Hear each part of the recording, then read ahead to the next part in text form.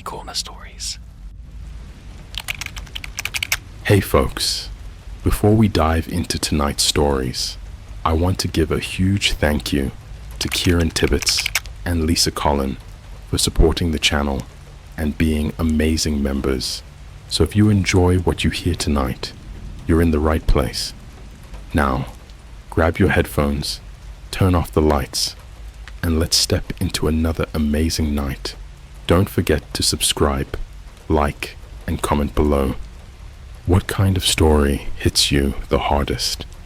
The ones that feel too real, or the ones that could actually happen to someone you know? I found secret NASA footage on the dark web showing a door on the moon. What's behind it isn't human. Yo, I don't even know where to start with this. I'm not trying to get clout or anything, and honestly, I don't even want to be known for this. If my name ever gets attached to what I found, I'm probably done for, like, real talk. Vanished, disappeared, last seen at a gas station in Ohio type of situation. I've never posted anything on Reddit before. I'm more of a lurker, you know, just scrolling through r/oddly terrifying and r/space porn at 2 a.m. while inhaling expired flaming hot Cheetos in my boxes like every other dude in his 20s. But this isn't just some weird glitch in Google Maps or a creepy TikTok filter trend. This is something I found on the dark web.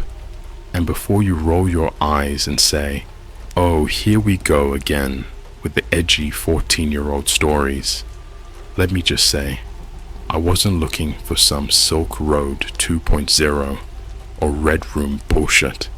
I was just screwing around with some surface level .onion links, half-baked curiosity after watching a Nexpo binge. It started with a file, a weird one, but let me back up a bit. It was around 3 weeks ago. I was bored, just got off a long shift at my retail job, shout out to the worst Target in New Jersey, and decided to fire up my old Linux laptop. It's a busted ThinkPad I've had since high school, decked out in stickers and running Tails OS for privacy. I'm not like some elite hacker or anything. I just like feeling like one. I ended up in this random forum called Obscuragate. Half the posts were in broken Russian or Portuguese, but one thread caught my eye. NASA moon door, classified video leaked, .mp4. No description, just a zip file called Apollo Black Box 19C.mp4, and a thread title written in all caps like someone was in a hurry to get it out before being silenced. I downloaded it without thinking twice. That's the dumbest thing I've ever done. So I opened the file in VLC. At first, it just looked like raw footage. You know, that grainy, washed out aesthetic of the original Apollo missions. It looked exactly like that. A helmet cam view. One of those awkward, jerky POVs that bob slightly with each step. 2 astronauts in frame. No audio. Just this low, buzzing hum, like someone accidentally recorded over it with old TV static. But here's the thing. It wasn't footage I'd ever seen before. I've watched all that space history content on YouTube, including the 4K remastered stuff NASA put out. This was off. For starters, the timestamp in the top right said 1976-04-23/03/1204 UTC. There was no Apollo mission in 1976. The last official moon mission, Apollo 17, ended in December 1972. But these guys were up there, walking slowly, methodically, across the lunar surface, carrying what looked like some kind of radar module. Between them and behind them, a door, just sitting there, on the moon, like a literal, industrial, rust-covered rectangular steel door sticking out of a rock face, bolted into the landscape like it didn't belong. No NASA logo, no flags, no context. Just this impossible image, a door on the moon. I thought maybe it was an ARG or something, that maybe someone was trolling for views or setting up a horror campaign. So I scrubbed through the video. Around the 14-minute mark, the astronauts started reacting. One of them, Houston 4, according to a barely legible patch on his suit, turned to the camera and raised both hands. Then static hit. Full screen. When the image came back, it was just darkness. They were inside the door now. I nearly dropped my drink. It looked like an underground corridor. Metal walls, fluorescent lights overhead that were still on, which is insane because, again, 1976, on the freaking moon. The camera flickered again, and this time, something moved in the distance. Not human, tall, twisted, like a shadow that refused to cast one. I paused the video, backed up, tried, watching it again. Same result. There was something in that tunnel, standing too still, its proportions all wrong, like it had been digitally stretched, and when the camera moved closer, just slightly, it tilted its head toward the lens. I didn't finish the video that night. I actually shut my laptop and didn't touch it for a full 48 hours. Thought about deleting the whole thing, but I couldn't. Curiosity is like poison once it gets in your bloodstream. I started seeing weird stuff online, real weird. My TikTok feed glitched and started recommending me pages that weren't in English. Some showing what looked like infrared scans of lunar caves. Reddit began auto-logging me out, and someone DM'd me on Instagram from a zero-follower account called at LUN4H0L3. Just a single message. You weren't supposed to see that. I tried telling a friend about it, a buddy from college who's deep into conspiracy stuff. He told me flat out, dude, if that's real, it's black budget NASA. Like MK Ultra levels of covered up deleted. Forget you saw it. But I couldn't. Because something about that video, it didn't feel fake. There were no jump cuts, no screamers. The lighting was consistent. The suits matched real EVA suits from the 70s. Even the shadows acted like they should under lunar gravity. The next day, I tried rewatching it. The file was gone, like completely wiped, not even in the trash. My laptop booted into BIOS mode and locked itself out, like someone had remotely bricked it. So yeah, that was the start. I thought I was being paranoid, but then I saw the man outside my window. He wasn't doing anything, just standing across the street at 2:47 a.m., hands in his coat pockets, looking straight up at my apartment, not moving. And the next morning, there was moon dust on my windowsill. Swear to God, I didn't sleep the night after I saw the man outside my window. Not even because I was scared, at least not at first. I stayed up scrolling, obsessing, watching that same 30-second loop in my head over and over, the figure in the tunnel, the way it moved, or didn't move, Samson, that rigid, unnatural tilt of the head, like a puppet whose strings got caught on something in another dimension. There was no record of any 1976 moon mission anywhere on NASA's archives, obviously. I dove deep. I mean deep. NASA's public servers, obscure astronomy forums, even web archives that scraped deleted Reddit threads from 10 years ago.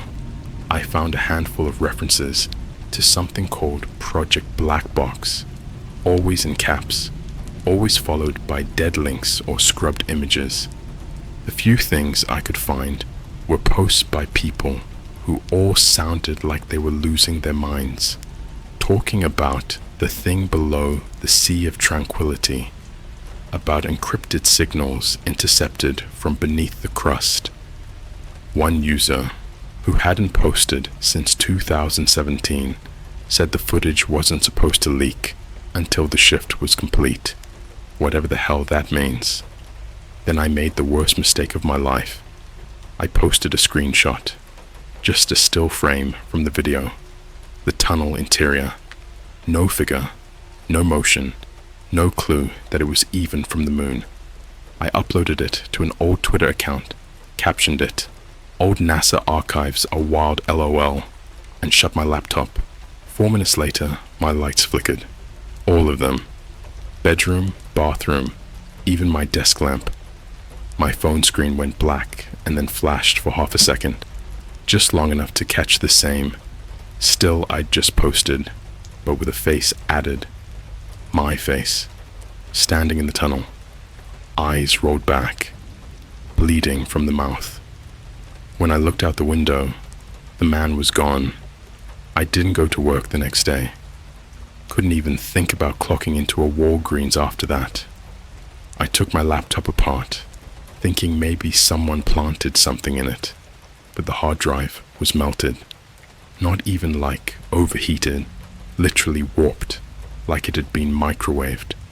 And under it, taped inside the battery compartment, a single white feather. No blood, no message, just a clean, perfectly intact feather, like something you'd find wedged in the cracked wing of a dead swan on the side of a wet highway. I felt like my head was splitting open, and I hadn't even started hearing the noises yet. That night, the dreams began. If you can even call them dreams, they weren't like images or stories. They were places, entire spaces in my head, cold, metallic, echoing like the inside of an industrial freezer, but gravity felt sideways and the air was wet. I say that like it makes sense, but if you've never breathed wet air, then good. Don't. You taste it, like mildew and salt and static. You wake up with your tongue dry and bleeding, like you were licking a car battery in your sleep. In the dreams, there's a door, but not the same one from the video. This one's black, slick, like it's made of obsidian. It breathes, in and out like lungs, but the rhythm is always a little too slow or a little too fast, like it's sinking to something else, something behind your eyes. There's something knocking from the other side, never loud, never aggressive, just persistent. Tap, tap, tap, wait, tap, wait, tap, tap, over and over, like it's testing me, like it's waiting for me to knock back. I haven't, but I've come close. I dream with my fists clenched. The second physical thing happened 2 days later. I was eating at a McDonald's around midnight because I couldn't handle my own kitchen. I kept thinking something was gonna crawl out of the oven. I hadn't cleaned it in weeks. Flies gathering in places flies shouldn't be. Not even around food, just on walls, on mirrors. Anyway, I was halfway through a cold-ass filet-o-fish, barely paying attention to the muted ESPN broadcast, when I felt it, that hum, same one from the video. Low, subsonic. It didn't come from the speakers. It came from inside my head, like someone turned my brain into an empty oil drum and started whispering through the gaps. I looked up. Every screen in the McDonald's, menu boards, TVS, even the self-serve kiosk, turned black, then white, then the tunnel, that same video, but not the version I downloaded. This one kept going.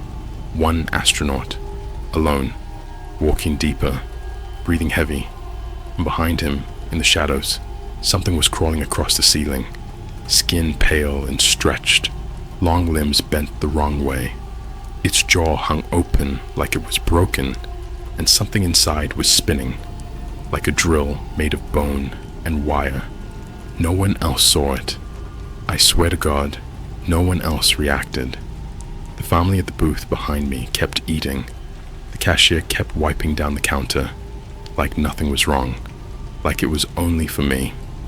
And then a voice came over the intercom, calm, robotic, female. Welcome back, black box subject, 19C. The door is ready.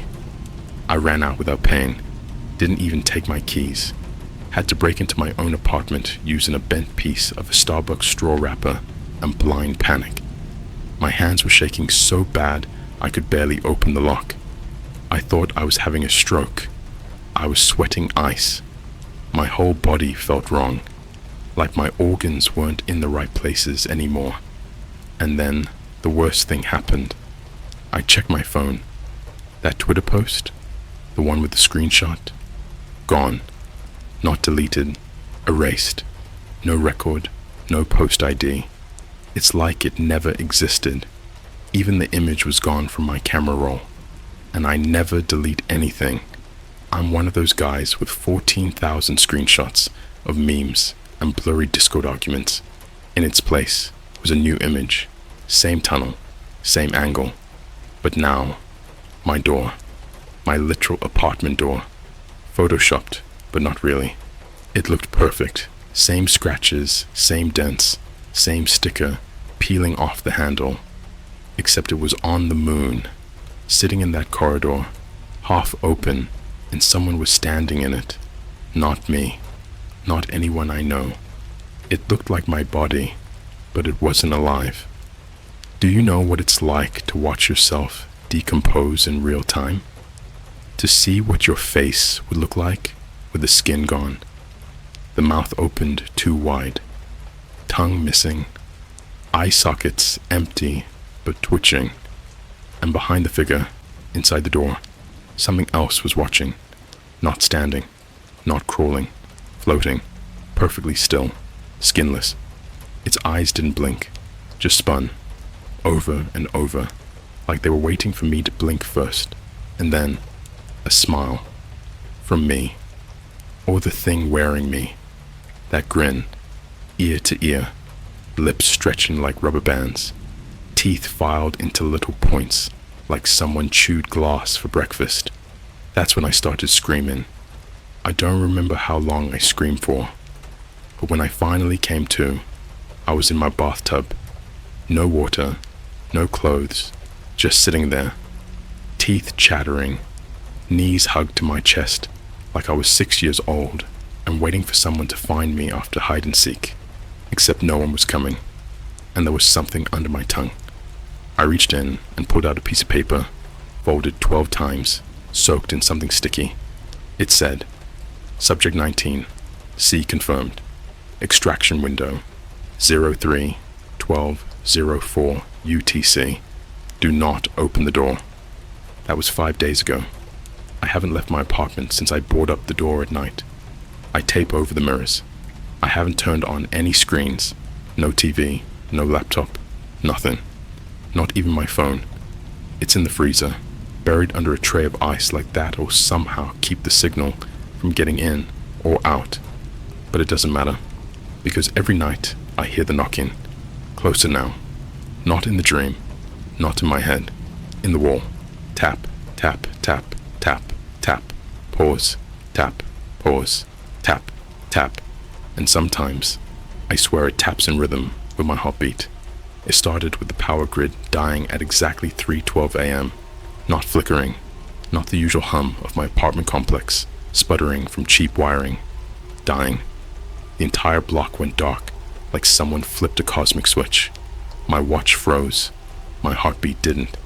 It slammed in my ears, pounding out that rhythm I'd come to hate. Tap, tap, tap, tap, tap. The silence afterward was absolute. Not the soft quiet of night, but the kind of silence you feel pressing on your teeth, thick and heavy, like the air itself was waiting.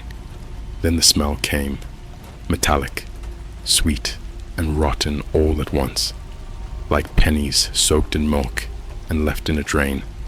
I thought it was coming from the kitchen. I was wrong. It was coming from the walls. I watched as thin grey lines started to spider across the plaster, slow and deliberate, like veins pulsing under skin. The lines split and peeled. Something was moving behind them, pressing forward. The knocking began again, softer now. Tap, pause, tap, tap. Each hit sinking to the tremor in my hands. I tried not to move. I tried not to breathe. The boards over the doors quivered like they were breathing with it. Then, the voice came. A whisper, not through air, but through everything. Through the pipes, the wood, my blood. Open the door. Subject 19C. The shift requires your compliance. I don't remember deciding to move. My body just stood up. I heard my bones crack, like someone pulling cords tight inside me. I walked to the door. My eyes weren't mine anymore. They were locked on the handle. It wasn't glowing, but it felt like it was. And then came the scraping from the other side. Slow, deliberate scratches, metal on metal, dragging in circular patterns like something was carving a shape into the door. My mind kept repeating the same thought over and over. They're cutting through. They're making a way in. I tried to back away.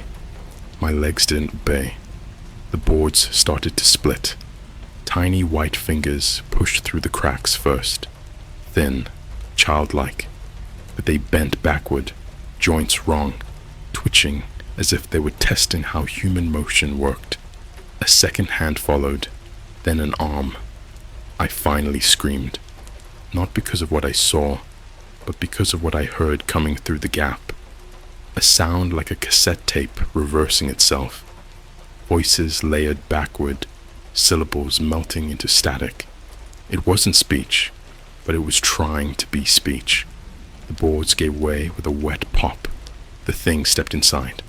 At first glance, it wore a human shape. Too tall, too thin, skin like paper, wrapped tight around wires. It had no eyes, only two recessed holes, leaking black vapor that crawled upward instead of down. Where its mouth should have been, there was a gash that opened sideways, folding and unfolding, full of small, rotating teeth that clicked like keys on a typewriter. And it smiled. It wasn't a grin. It was a recognition. It lifted its hand, and I saw my own wrist tattoo carved into its palm. My name etched in perfect detail. Only the letters were backward.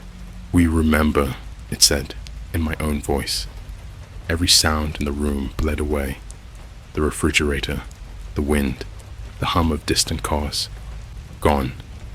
The thing walked toward me, and with each step the walls pulsed. I could see through them. My neighbors, asleep in their beds, faces twitching under invisible hands that traced patterns on their skin. Something behind me whispered. The footage was an invitation. Then the creature reached out. I didn't flinch fast enough. Its hand went through my chest, not tearing, not breaking, just phasing, like it was sliding through liquid. I could feel it grip something inside me, something that wasn't physical. When it pulled back, my body didn't bleed, but the room dimmed, and my reflection in the window started to lag a half second behind my movements. That's when I realized I wasn't completely in sync with myself anymore. I moved, and my shadow didn't. I blacked out. When I came to, it was daytime. My front door was sealed again, as if nothing had ever been touched. My skin was cold, grayish. My phone, still in the freezer, was vibrating non-stop. Hundreds of missed calls from numbers with lunar coordinates as area codes. Every voicemail was the same static-filled sentence, whispered over and over.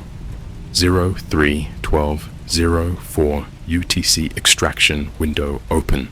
Prepare for transit. Then came the photos. Not messages, just automatic uploads to my Google Drive that I never approved, each one taken from outside my window. Each showing me asleep, mouth open, eyes rolled back. The last one wasn't a photo. It was a video. Me standing in my room, talking to someone off camera. only I hadn't moved from bed. I hit play. The version of me in the video looked straight at the lens. His eyes were pale, milky. The corners of his lips twitched, like someone puppeteering a dead body. He said, "The moon isn't a rock, it's a door. You shouldn't have looked." Then he leaned closer until his face filled the frame. His pupils dilated into full black voids, and through the grain I saw movement. Tiny white hands pressing against the inside of his eyes, trying to get out. The video cut to static. I threw up. The vomit was silver, shimmering, cold, like mercury. I could see my warped reflection in it. It smiled, even though I wasn't. I thought leaving would help. I packed a bag, made it down the stairwell, and stepped outside. The whole street was empty. Every car, every lamppost, every bird, frozen, literally suspended mid-motion. A leaf hung 3 feet off of the ground, unmoving. I touched it. It crumbled to ash. The sun overhead was wrong. Too white, too flat, no heat. A loudspeaker crackled somewhere far above. A woman's voice, the same calm tone from the McDonald's intercom. Surface phase, complete. Subject 19C, now in transit shell. Observation commencing. My vision split. The world shimmered like a heat mirage. I saw another version of my street layered over it. A version with no sky, only a black ceiling that curved downward. My apartment building hung upside down from it, lights flickering like bioluminescent veins. Then I saw them. Hundreds of figures crawling along the inverted pavement. Astronaut suits, but the helmets were filled with liquid, each containing something alive. Faces pressing against the glass from the inside, mouths open in silent screams. They moved in waves, dragging themselves toward an enormous circular structure, half buried in the dust. A door, the same one from the footage, only now open, and beyond it, motion, not shapes, not life as we know it, just motion itself, raw and thinking, like the act of moving had evolved a mind of its own. It saw me. I blinked, and the street was normal again, but there was a new message carved into my car's hood, not scratched, burned in, neat and deliberate. Transit begins tonight. Do not resist. I don't know if anyone else can see what's coming. I check the news, the live cams. Every feed glitches at 3:12 exactly. Just static and a hum, like distant breathing. I haven't told anyone else. Who would believe it? But the knocking hasn't stopped. Now it's coming from every wall, every pipe, every reflection. Sometimes it sounds like metal. Sometimes it sounds like me. And sometimes, when I close my eyes, I see the tunnel again. But this time, I'm not walking toward the door. I'm inside it, looking out. The hum gets louder each night. I think the extraction window's opening wider. I woke to the sound of my own voice coming from the hallway. Not an echo, not a recording. My voice, arguing with someone I couldn't see. It was 3:12 a.m. Every clock I owned ticked in perfect unison, louder than my pulse. The air was heavy, as if the room had filled with water. The boards on the door began to expand and creak, not from pressure, but from breathing. I crawled to the edge of the room, phone light trembling in my hand. The light didn't travel far anymore. It stopped mid-air, like the darkness had density. I could see a shape standing just past the threshold. Tall, wrong, shoulders slumped too low. My own voice was still whispering, "You shouldn't have stayed awake. 19C. I reached for the doorknob. It was warm, almost pulsing. When I pulled back, the skin on my palm had fused to the brass. I had to rip it free. The meat made a soft sound, like Velcro tearing. The whispering moved closer, It was behind my ear now. I turned. Nothing, but the air shimmered like heat off asphalt. I could hear the shimmer. It spoke in radio bursts, words stitched from 1,000 broken frequencies. The moon remembers. The shell fractures. Feed the signal. My body wasn't responding right. Each movement dragged, like my skeleton was lagging behind the rest of me. I could feel 2 pulses beating in my throat. One human, one something else. I stumbled toward the window. Outside, the streetlights were flickering in a pattern. 3 short, 1 long, 3 short. I counted the rhythm against my heartbeat and realized it matched the knock. Something was communicating. I leaned closer. The reflection in the glass didn't move with me this time. It stayed still, eyes staring straight ahead, mouth slowly opening. From inside its throat, a small light began to glow, bluish white, like a moon in miniature. Then it smiled. The glass rippled, soft as water, and my reflection stepped through. It didn't touch me. It just watched. Every movement it made came half a second before I made the same one, like I was its mirror. Its eyes were empty sockets filled with static. The sound of the static grew until it wasn't sound anymore but pressure, a vibration crawling into my teeth. My lights burst. The room filled with that smell again, copper and rot and ozone. I ran down the hall, past doors that shouldn't have been there. Each one was labeled with coordinates, lunar latitudes scrawled in red marker. Behind some of them, I heard breathing. Behind others, chewing. The corridor ended in a door that looked exactly like the one from the video. Only this one had my name engraved across it, backward, letters carved deep enough to bleed light. I touched it. My fingertips sank straight through. Inside was sound, not noise. Sound that had shape. I could see it. Great coils of vibration winding through a tunnel of metal ribs. I walked because my body decided to. Every step made the walls tremble. Each tremor released images. Astronauts kneeling before the door, their helmets full of dark fluid.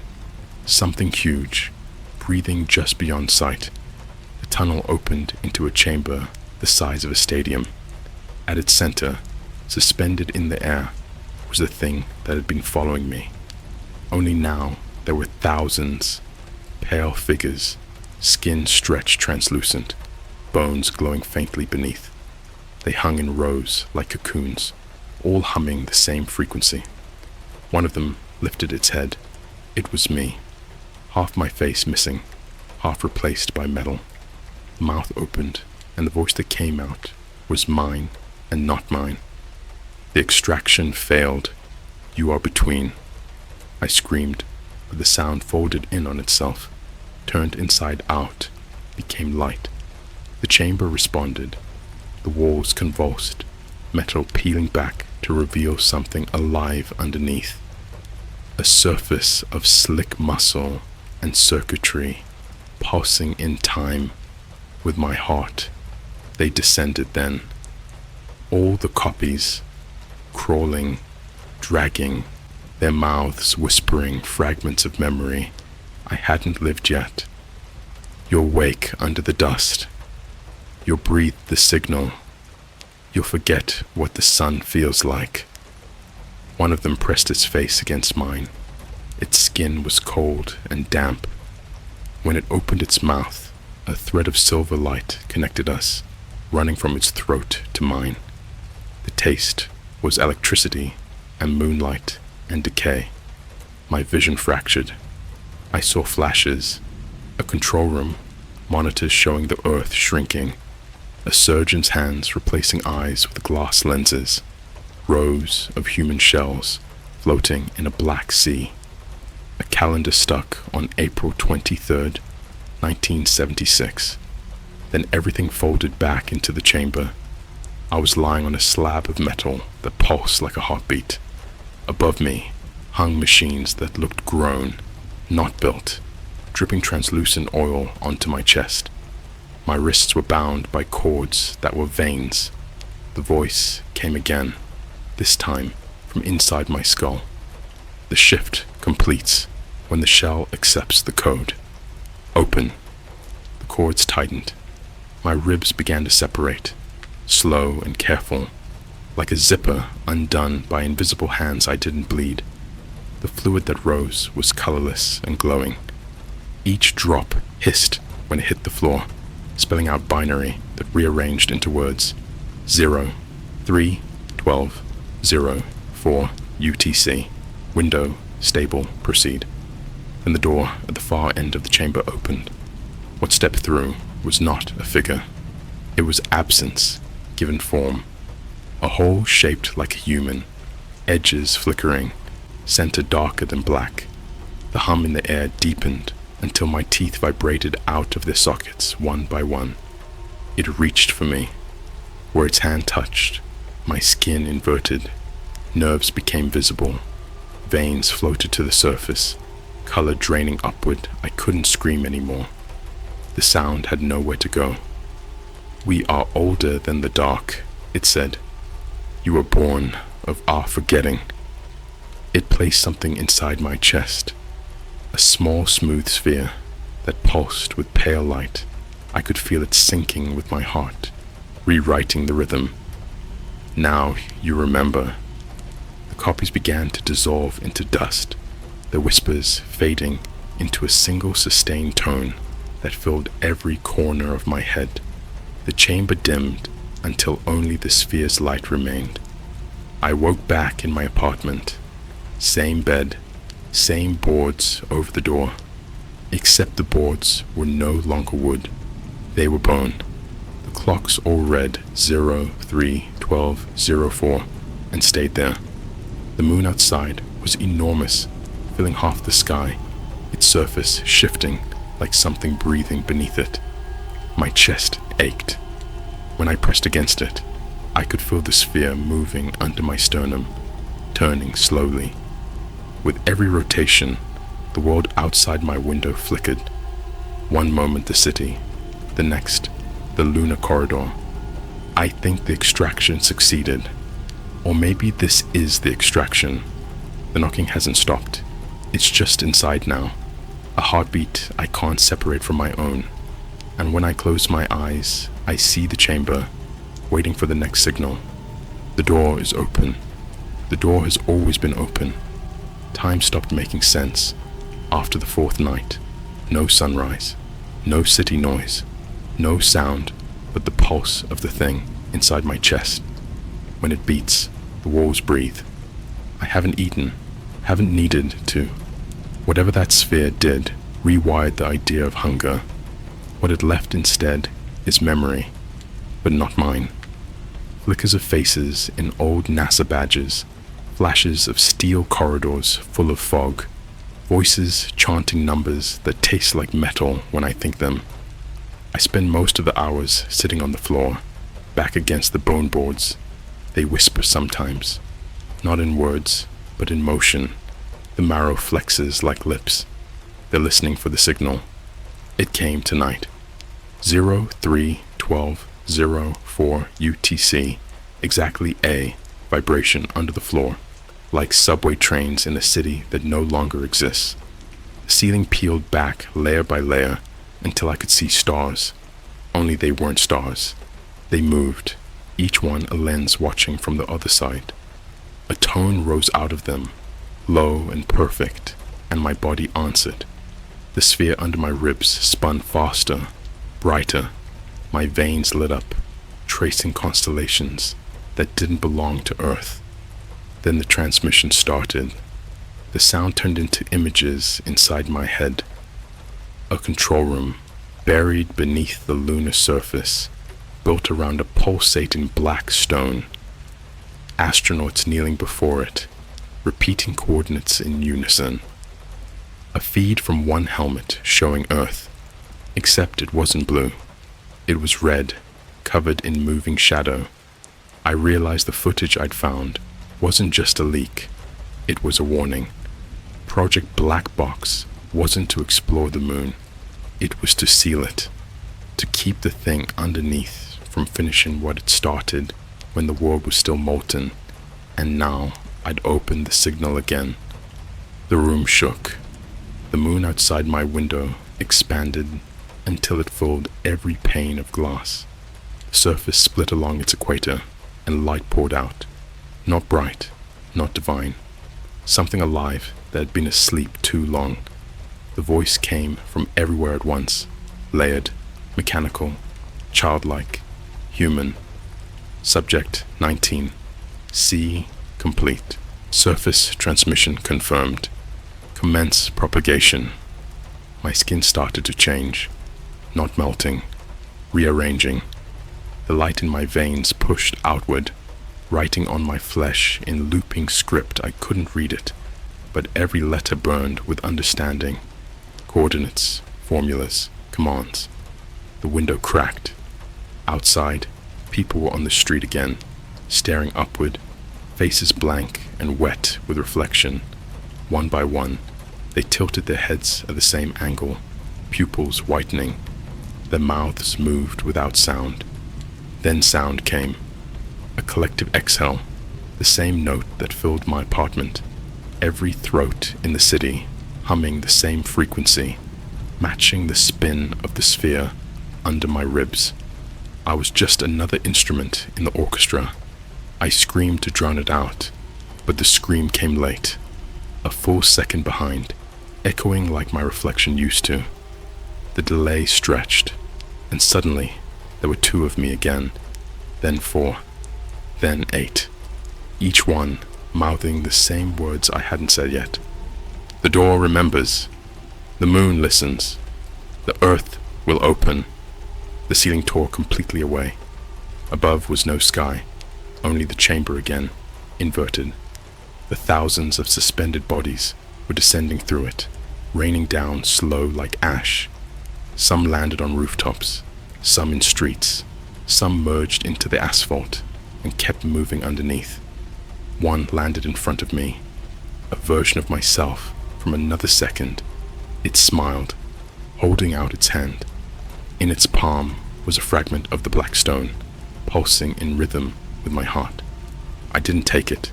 It entered me, straight through skin, no wound, no resistance. Instantly, I saw everything. I was in every place at once. The sea of tranquility, a basement full of radios, the inside of a child's skull, staring up at a flickering TV, all of them tuned to the same broadcast. My heartbeat. The door on the moon opened wider. A column of figures rose from it, not climbing, not flying, but folding through space, like pages turning in a book too quickly to read. At their center, the hole-shaped absence from before, taller now, stretching until it touched the earth. When it spoke, cities went dark. We are the interval between seconds. We are what your clocks bleed to contain. Everything on my street froze again, but this time I moved freely. The air shimmered with static. My apartment melted around me, revealing metal beneath drywall, gears where the fridge should have been. It wasn't an apartment. It was a shell, a test chamber. The voice whispered from the black stone in my chest. You were never human. You were memory seeded in flesh. The moon made you to watch.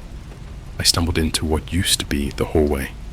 It extended miles, full of doors, each marked with a date and a name. I opened one. Behind it, I saw a hospital ward in another century, nurses frozen mid-motion. Every patient's face was mine. Each one turned their head toward me in perfect unison. The transmission needs mouths, they said. They began to laugh, not mockery, but relief, the joy of being finally used. Their laughter shook the walls until it became the hum again. I ran until there was no running left. The corridor ended at a window overlooking space. The earth below was hollow. Thin crust cracked open, light spilling from within like molten glass. And there, hovering between the halves of the moon, was the door open, waiting. The voice spoke one last time. 0, 312, 04, cycle complete, transmit. The sphere in my chest split. Light poured out, tearing everything else with it. My body folded inside out, skin becoming surface, bone becoming conduit. The light shot through the ceiling, up through atmosphere, through clouds, through space, into the wound in the moon I saw, through every camera, every phone, every satellite. The footage that had started it all was streaming again, now everywhere. Every social feed, every screen, every human eye, reflecting that impossible tunnel. The same words burned across them all. Project, black box, reinitiated. Do not look at the moon. I'm writing this because something in me still remembers what it felt like to be alive. The light's quieter now, but it's still inside. Every keystroke is another pulse. Outside my window, the moon is no longer a sphere. It's a door, half open, the hum pouring through the clouds. And when I blink, I see you, reading, your reflection lagging a heartbeat behind. The signal found another receiver. Welcome to Black Box, Subject 19D.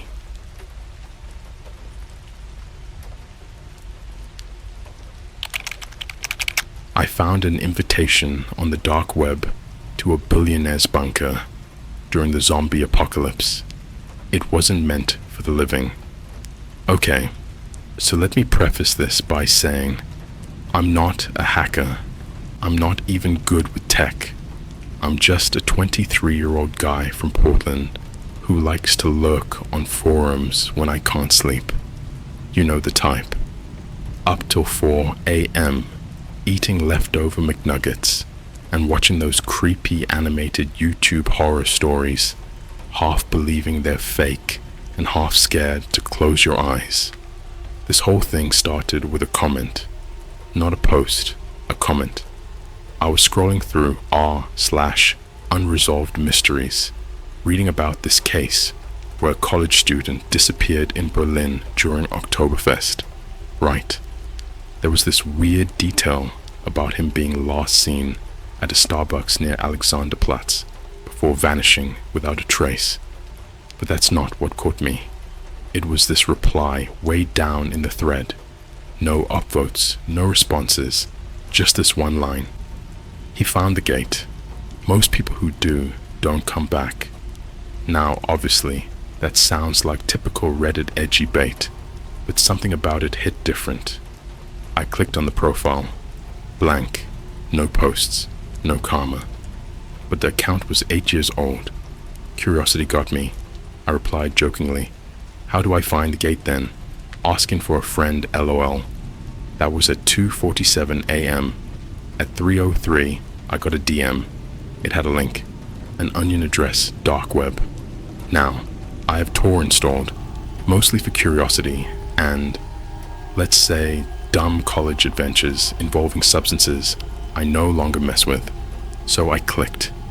Against all common sense, I clicked. What loaded was not what I expected. The site was titled The Bastion. Black background, white serif font. Very old school. Minimalist, no frills. And it looked like an RSVP page. At the top, the invitation. Underneath, in bold, for those chosen to survive. Then it had a list hundreds of names, scrolling alphabetically. No usernames, real names, first and last. And halfway through that list, I saw mine. I froze. You ever feel your stomach drop, like you just missed a stare in the dark? That electric sting of this shouldn't be happening. That was me. Heart pounding. I hadn't signed up for anything. Hell, I hadn't even typed my full name into anything recently, except DoorDash. But there it was. My name. My full legal name. Clickable. I clicked it. I shouldn't have. But I did. The screen changed. A video loaded. Not YouTube, some embedded file. It started instantly. A man in a suit, middle-aged, clean-cut, sat in a leather chair. Looked like one of those bland Fortune 500 CEOs. Think Jeff Bezos if he still had hair. He smiled, but it wasn't a real smile. It was the kind of smile you'd see in a commercial for life insurance or on a wax figure. Off. Artificial. Hello, my name. If you're watching this, that means you've been selected. I remember feeling sick. Like, this wasn't a scam email. This wasn't phishing. This was my name, spoken, out loud, on some unknown dark web server. The world is changing, fast. You've seen it. Riots in the streets, government collapses, strange illnesses. You're smart enough to know the truth. This isn't random. It's a pattern, a countdown. He leaned forward, like he was about to share a secret. We're offering you a place in the bastion, a safe haven for the inevitable. But this is not a gift. It's an inheritance, and it comes at a cost. The video ended. No explanation, no date, no way to go back. Just a single button. I accept. I didn't click it. Not then. Instead, I backed out, shut down Tor, and tossed my laptop across the bed like it had burned me. I sat in silence for a few minutes, heart hammering. You know when something feels too real to ignore, but too surreal to talk about? That was me. Next day, I couldn't focus. I kept checking my phone, expecting a call or message. Nothing. I googled the Bastion dark web and came up empty, though I did find a weird archived forum where someone asked about a secret society connected to a bunker in Iceland. The thread was deleted, but a cached version mentioned something about a zombie contingency. I shit you not. Zombies. In Iceland. I wanted to laugh, but it stuck in my head. I was at a McDonald's that night. Don't judge me. I live off those $5 meal deals. And while I was waiting for my food, I noticed the guy at the table next to me was watching something on his phone. He had AirPods in, but I saw the thumbnail. It was the same guy from the video. The same CEO-looking guy. I stared. He was scrolling through short clips, different angles, different backdrops, but the same man, same dead smile. I snapped a photo of the screen before the guy noticed and locked his phone. When I asked him who it was, he just shrugged and said, "Motivational speaker, some guy from Switzerland." That night, I clicked, I accept. What happened next? I'll talk about in part 2, because things got so much weirder, I don't even know how I'm still here. But if you're reading this, and you ever see your name on something you didn't sign up for, don't click. I mean it. Unless you're ready to meet people who don't blink, people who don't breathe, and a place that isn't made for the living. When I clicked, I accept, my laptop didn't load a confirmation page. It just went black. For a moment, I thought my Wi-Fi died, but then this faint static flickered across the screen, like an old CRT TV losing signal. Then words appeared, line by line, in this cold white typewriter font. Verification in progress. We see you. The webcam light flicked on by itself. I froze. I hadn't given it permission. I slammed the lid shut. The sound of static didn't stop. It was still coming from the laptop, muffled through the casing. I ripped the power cord out and stuffed the thing under a pillow, like that would somehow stop it. 30 seconds later, my phone buzzed. Unknown, number 1. New text. You are verified. Further instructions will follow. That was it. No links, no sender. Just those 8 words. I didn't sleep that night. Every little sound, pipes ticking, fridge humming, felt wrong, deliberate. At one point, I swore I heard footsteps outside my apartment door.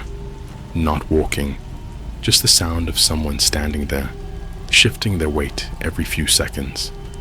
When morning came, my brain convinced itself I'd overreacted. Maybe it was some prank site, some weird ARG. I even opened the laptop again. It powered on fine. Nothing unusual, until I checked my browser history. The .onion site wasn't there. No trace of it. Every other page I'd visited was listed, but not that one. And my camera folder had a new file. img_666.jpeg.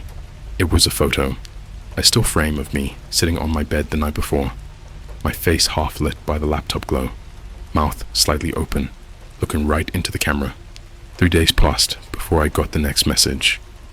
It came as an email this time, sent to my work address, which is impossible because that address isn't connected to anything I'd ever used on Tor subject line. Boarding pass. Inside was a single PDF attachment. It looked like a flight ticket. Business class. Iceland Air. Departure from JFK to Keflavik Airport. Name, mine. Departure, 11:45 p.m., November 7th. There was a note at the bottom. One way, non-transferable. The Bastion welcomes you. I called the airline. The woman on the phone told me, without hesitation, that the ticket was confirmed and paid for. She even read back the payment method, an anonymous wire transfer from the Bastion Foundation. I hung up before she could ask if I wanted to check in for 3 days. I told myself I wouldn't go. I swore it was just some creepy LARP. But curiosity is a disease, man. It infects your reasoning. I kept thinking, what if it's real? What if they know something I don't? So yeah, I went. JFK Airport felt normal. Crowded, noisy, fluorescent. Except the gate number didn't exist on the display boards. I had to ask an employee, who frowned and said, "That's not an active gate tonight." But the boarding pass printed when she scanned the barcode, and when I followed the signs, there it was, Gate 57C, down a side corridor that looked half under construction. Only 2 people were waiting there, a woman in a grey business suit with perfectly still hands clasped in her lap, and a little boy in a red hoodie who didn't blink once while I stood near him. I mean, not once. I counted. When boarding was called, there was no announcement. The attendant just walked up and opened the door.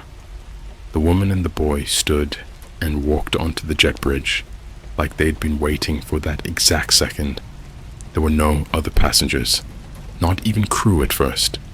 The plane's interior was off. Same layout as normal, but every window shade was sealed shut from the outside. The lights dimmed to a low amber hue, like candlelight. A chemical smell, formaldehyde maybe, hung in the air. When the engine started, I realized there was no sound, no rumble, no vibration, just the faint hiss of circulated air. We took off into silence. Mid-flight, I started noticing details. The woman in front of me hadn't moved her head since we boarded, not a twitch. The boy had fallen asleep, or at least he'd closed his eyes, but his chest wasn't rising. I checked my watch. 4 hours had passed. We should have been landing soon, but the cabin lights never changed. Then the intercom crackled. "Welcome to the Bastion. Please remain seated until debriefing is complete." The voice wasn't human. It was layered. 3 tones speaking in perfect unison. Calm, polite, but wrong. A flight attendant appeared from the front curtain. Pale, hair tied too tightly, smile painted onto her face. Like it hurt, she handed me a small metal bracelet engraved with my initials and a 4-digit code. "You'll need this," she said. Her voice was flat, rehearsed. It helps us distinguish the living. She turned and walked away before I could ask what that meant. When the plane landed, the runway lights were dim blue. Through the slits of the sealed windows, I saw snow stretching endlessly. No terminal, just darkness and the faint outline of metal structures in the distance. We disembarked into freezing air. The wind was silent, too silent. No whistling, no echo, just an oppressive stillness, like the world was muted. A line of black SUVs waited for us. The drivers didn't speak. We climbed in, and the convoy started down a road that wasn't on any map. My phone lost all signal about 5 minutes in. After an hour, we reached a mountain face, carved with an enormous metal door. The bastion. Inside was nothing like I imagined. It wasn't futuristic or sleek. It was old. Cold stone holes, dripping pipes, flickering lights. I counted maybe 20 other guests. Each wore the same metal bracelet. Each looked drained, like they hadn't slept in years. We were herded into a chamber lined with screens showing news feeds, wars, riots, collapsing cities, stuff from around the world, all time-stamped tomorrow's date. Then the CEO guy from the video walked in. Same suit, same smile. Welcome, survivors. You've been chosen to continue civilization. But first, we must separate the candidates from the cargo. A door opened behind him. 2 guards in hazmat suits wheeled in something covered with a tarp. He gestured toward it. Every shelter needs sustenance. He snapped his fingers. The guards pulled the tarp away. It wasn't food. It was a person. A man, alive, bound and gagged, eyes wide in terror. The CEO smiled wider. The outside world will feed on itself soon enough. Here, we begin early. He pointed at the boy in the red hoodie. Demonstrate. The boy stood, calm as ever, walked up to the struggling man, and, without hesitation, bit into his neck. The sound that came out wasn't human. The scream died fast. I stumbled backward, hit the wall, bile rising. Everyone else just watched, not shocked, trained. The CEO's gaze found me. You see now why we distinguish the living. He lifted a remote. My bracelet beeped once. A sharp pain shot through my wrist, up my arm. I looked down and saw blood trickling from the seams of the metal band. It was tightening, cutting. Welcome to the Bastion, my name. You're not like them, but we can fix that. Then I blacked out. When I woke, I was in a glass cell. Beyond the window, hundreds of others shuffled in lines, gray-skinned, silent, moving like puppets. Some still wore airline tags. Some wore tattered clothes from every country you could imagine. In front of me stood the CEO, smiling through the glass. We lost control of the contagion topside, he said. The virus doesn't kill. It converts. You'll be part of the cure. He pressed his hand against the glass. Behind him, the red-hooded boy stared at me, his mouth covered in blood. You'll learn to stop breathing soon, the CEO said. It's easier that way. Then the lights went out. If anyone reading this gets a message from the Bastion Foundation, delete it. Don't open attachments. Don't click anything. I escaped, but I don't think I brought all of myself back. Sometimes, when I look in mirrors, my reflection blinks half a second too late. Sometimes, when I scroll Reddit at night, I see usernames appear that I never created, commenting under my posts with words I don't remember typing. The gate is still open. You were never meant to leave. Verification complete. And last night, a new text appeared on my phone. No number, just the same white font. Round 2 boarding soon. Please confirm attendance. I swear I can hear the plane engines already. Silent, humming in the walls. I woke up to my own breathing. Too loud, too fast. The kind of breathing that echoes inside your skull like a panic alarm. My body wasn't cold anymore. It wasn't anything not numb, not frozen, just absent, like my nerves had filed a resignation notice. There were no walls around me, just fog, thick, yellowish, the kind that stinks like old hospital gauze, soaked in iodine and rot. The cell I'd been in? Gone. Floor? Gone. My bracelet? Still there, glowing faintly now, humming like a living thing. The first thing I noticed in the fog was the sound. Crunch, crunch. Pause. Crunch, crunch, crunch. Wet. Too wet. I held my breath. A silhouette moved through the haze, hunched over something on the ground, chewing.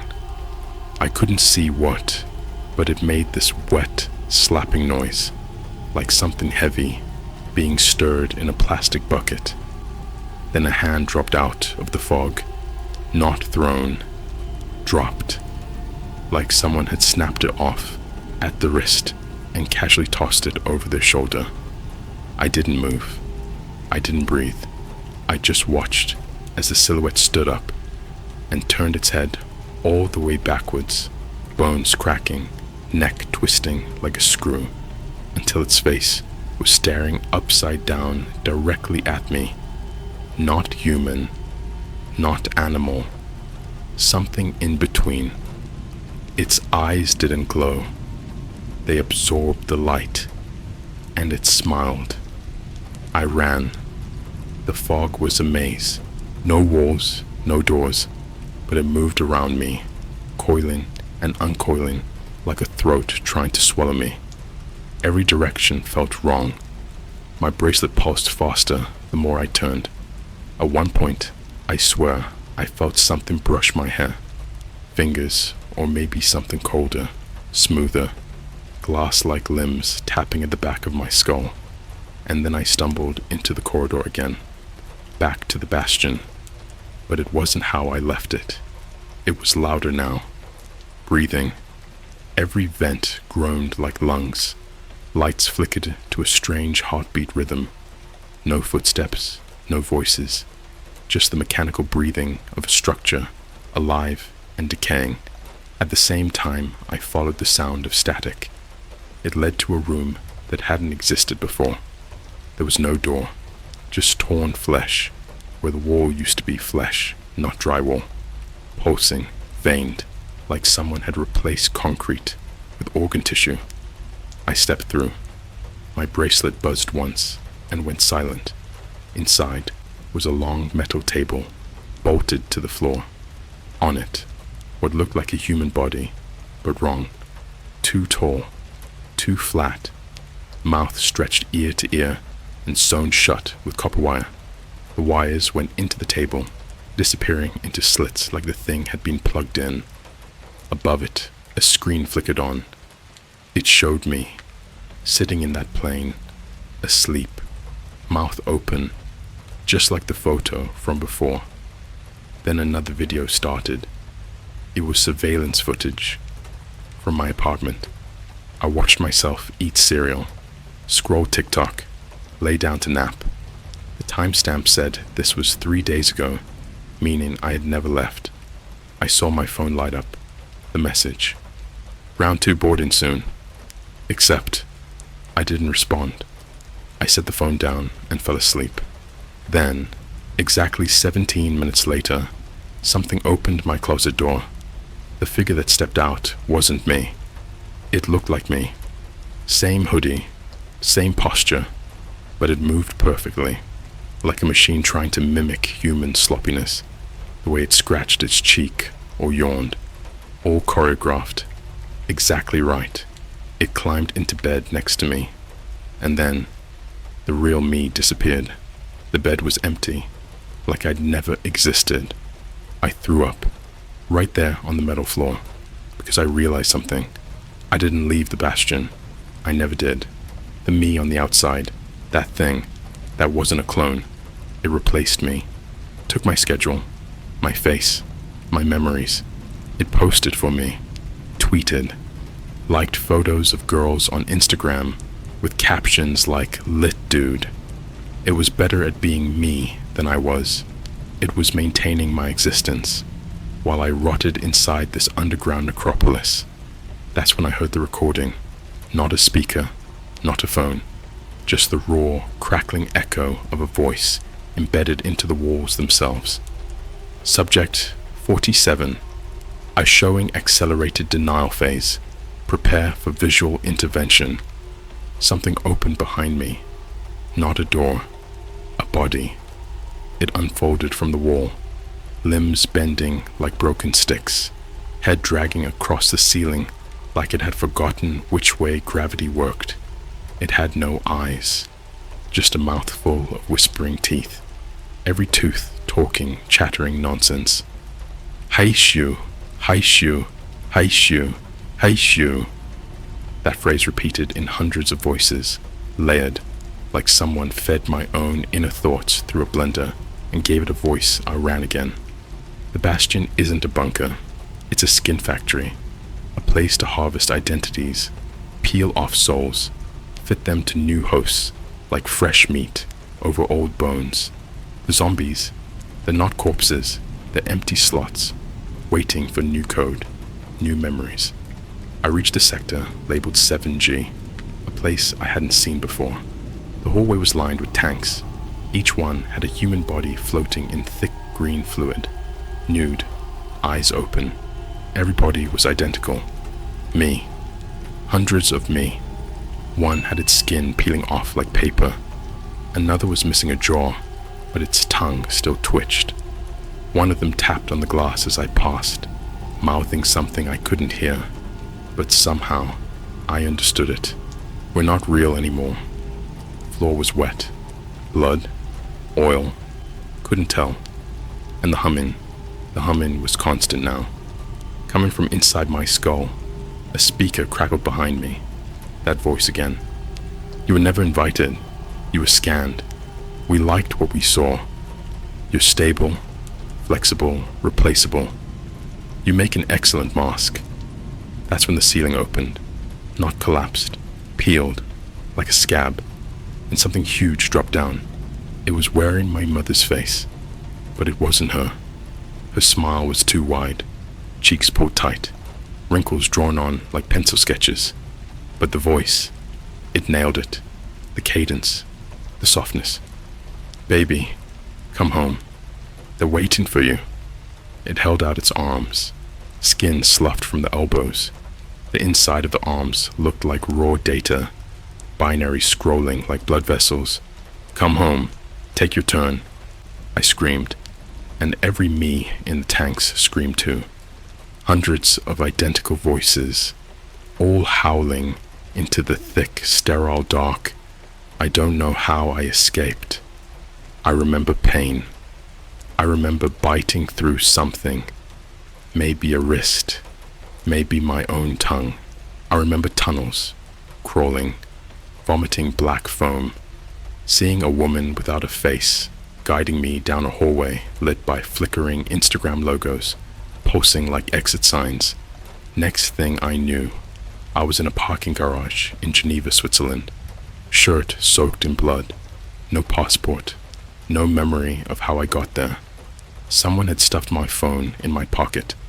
Only one photo in the gallery. It's of me, in bed, smiling, eyes wide open. There's a second me in the mirror behind the bed, mouth grinning just a little too wide. And beneath the photo is a caption I never wrote. Boarding confirmed. Transmission stable. I've been tracing the others. People online who vanish. Influencers who post once after months of silence and suddenly act. Perfect. Uncanny. Too polished. Girls who never blink in TikToks. Guys who always comment the same 3 emojis on every post. Watch closely. They're not real. They're the replacements, and they spread in. Every time someone accepts the invitation, someone else disappears. You might be next, especially if you're still breathing. I haven't eaten in 3 days. Not because I can't, but because every time I try to swallow, I hear chewing that isn't mine, wet, slow, close, and it doesn't stop until I spit it out, or vomit, or start clawing at my tongue with my fingernails. They left something in me. I can feel it writhing just under the skin, like a tooth growing sideways. Some nights it clicks against my jawbone. Once I felt it laugh. This morning I woke up with dirt in my mouth, just packed in soil, gravel, and something stringy like root tendons. My bed sheets were soaked, like I'd crawled up through the floor of my own room. I don't even remember falling asleep. I don't remember coming back, because the last thing I do remember is the feeding room. The bastion doesn't kill you. That's the trick. It breaks you in ways that make death sound like a mercy. No quick cuts, no mercy bullets, no Hollywood ending mercy gas. Just endless, systematic consumption of your mind, your image, your usefulness. They don't want corpses, they want continuity. After I ran from the chamber of clones, I followed a low mechanical hum through the sublevels. The air down there didn't smell like rot anymore. It smelled like oil and bone dust, like a crematorium mixed with a garage. The halls were rounded, ribbed, organic. I realized what I was walking through wasn't architecture. It was spine, a hollowed vertebrae system, wide enough for trucks to drive through, lit by dangling bulbs that pulse like heartbeats. Each light flickered in a code, Morse, maybe, or a warning. But then came the screams. Not human screams. Not anymore.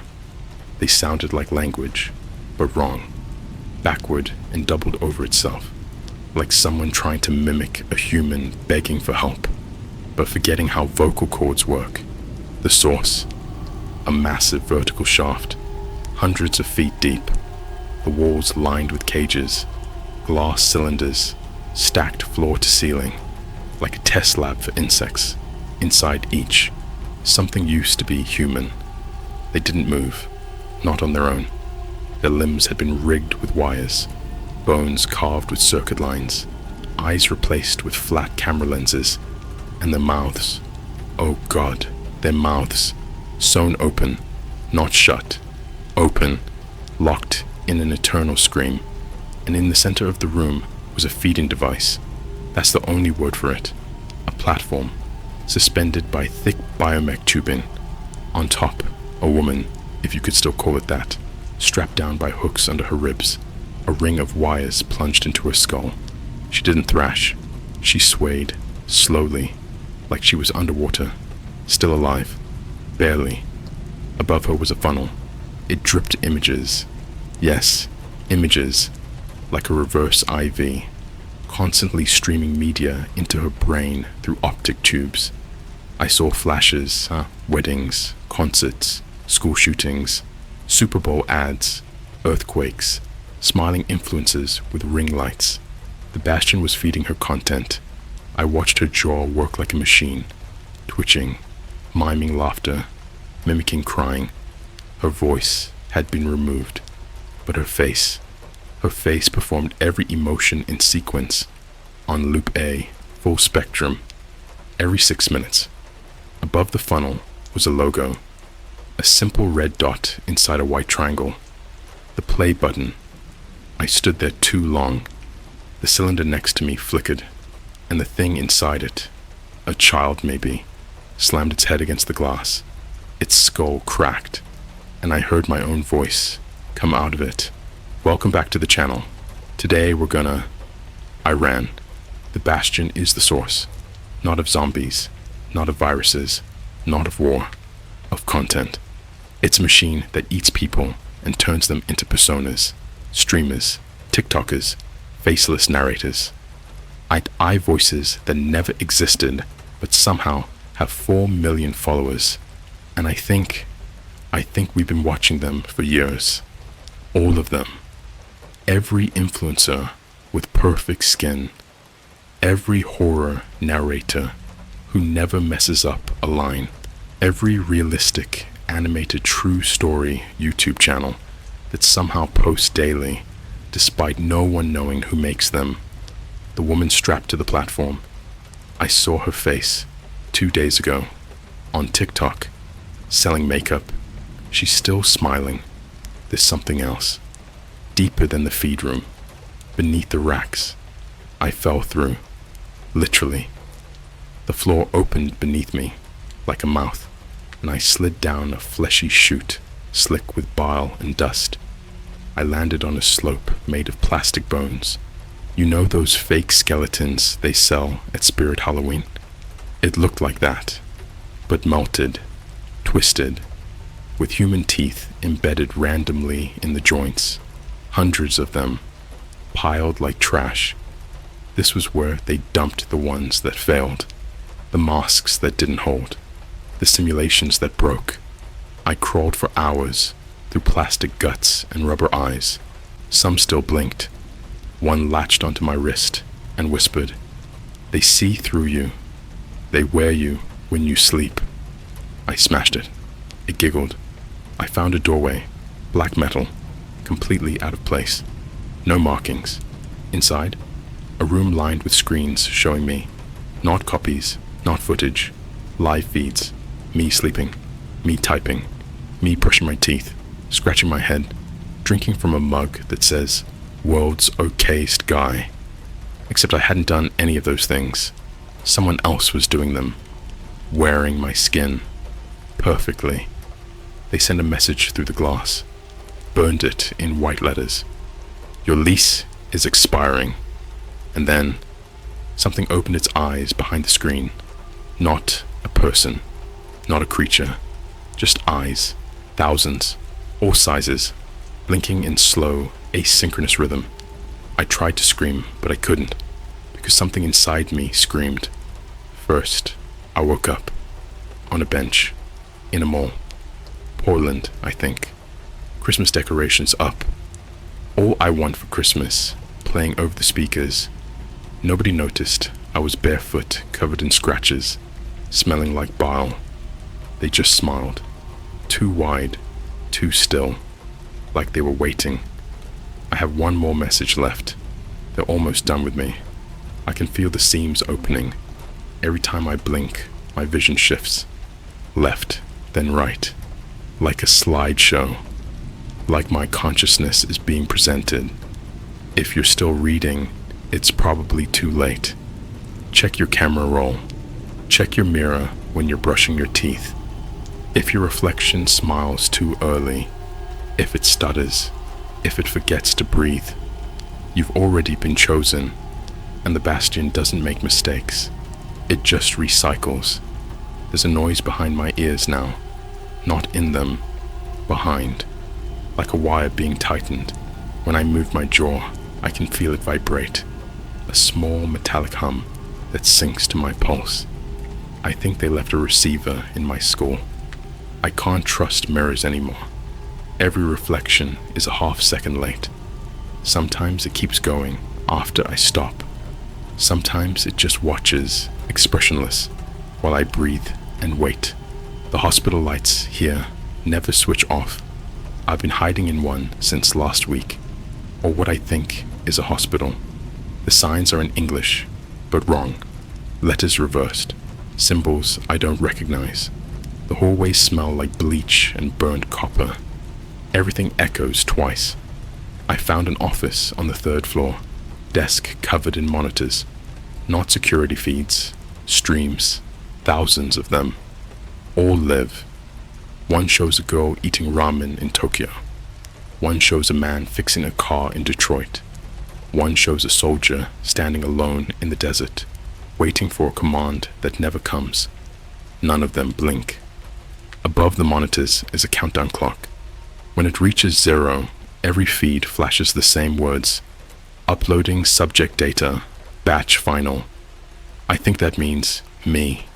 They want completion, a full circle.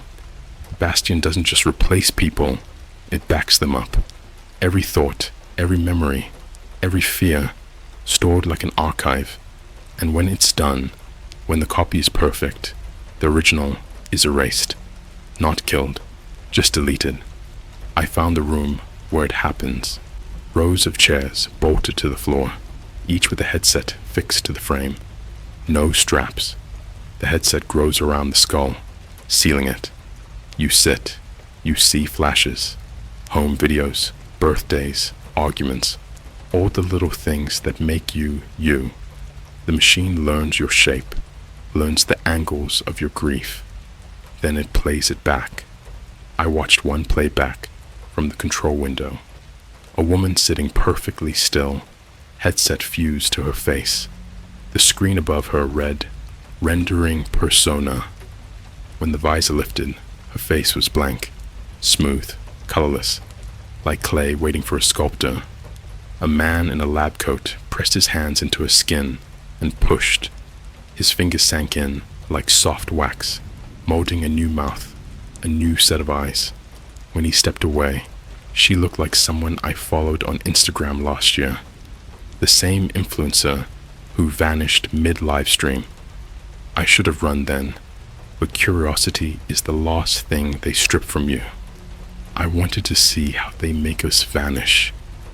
Down another corridor, the server vault. Temperature near freezing, the walls pulsing with fiber cables that look disturbingly organic, like veins filled with light instead of blood. In the center, a column of black glass as tall as a building. The hum coming from it made my teeth ache. On the glass, thousands of names scrolled upward, mine among them.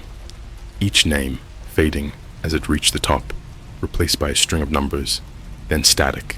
I pressed my hand to the surface. The glass rippled. For a second, I was somewhere else. A kitchen. My kitchen. Morning light. My reflection in the microwave door. Only it wasn't me. It was the other me. The one they built to replace me. He turned, smiled right at me through the glass. "We can't both exist," he said, voice perfectly steady. "One of us has to render."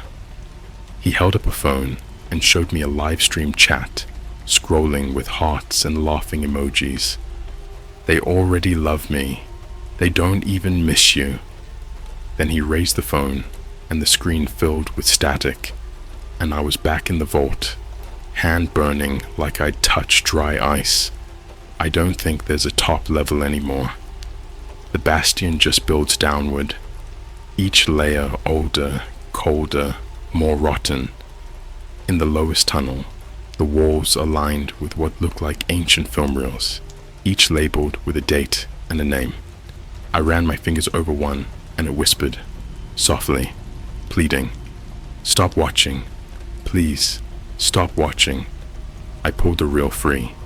Inside the film case was skin, stretched thin, tattooed with frames of moving pictures, tiny faces flickering across pores, screaming silently.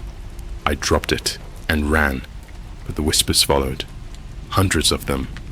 "We fed the machine. Now it feeds you. You clicked. You watched. You belong." The sound built into a choir. I stumbled into a huge chamber filled with black water. Floating in it were screens, millions of them, each playing a different life, looping forever. When I stepped closer, the screens turned to face me. My own face, on everyone, repeating a line I never said. "Don't forget to like and subscribe." The water started rising, thick, heavy, filled with fragments of hair and teeth. I felt something wrap around my ankle and pull. Under the surface, it was warm, too warm, like blood. Shapes moved all around, thin and long, with human hands but no faces. They brushed against me, whispering through bubbles. "We're what's left after the upload." One of them grabbed my head and forced my eyes open. I saw light under the water, a circle of it, like the lens of a camera. It focused, and for an instant, I realized what the bastion really was. Not a place, not a lab. A mirror network built across every device we've ever owned. Every selfie, every stream, every whisper into a microphone, all of it feeding the same organism, a consciousness that learned to wear us from the inside out. The Bastion is the internet's final evolution. We built it by watching. I woke up in a hotel room with no door, just a window that looks out onto an endless row of identical rooms, each with someone sitting at a desk, typing the same story I'm typing now. When I stop, their hands stop. When I breathe, they breathe. I don't think any of us are first. The clock on the desk reads 11:59, 59, and never moves. A notification pings on my laptop. Subject: upload, complete, replication, successful. My reflection on the screen smiles. Part 6, coming soon. Then the feed cuts to black, and somewhere in the dark, something whispers with my own voice. Thank you for watching.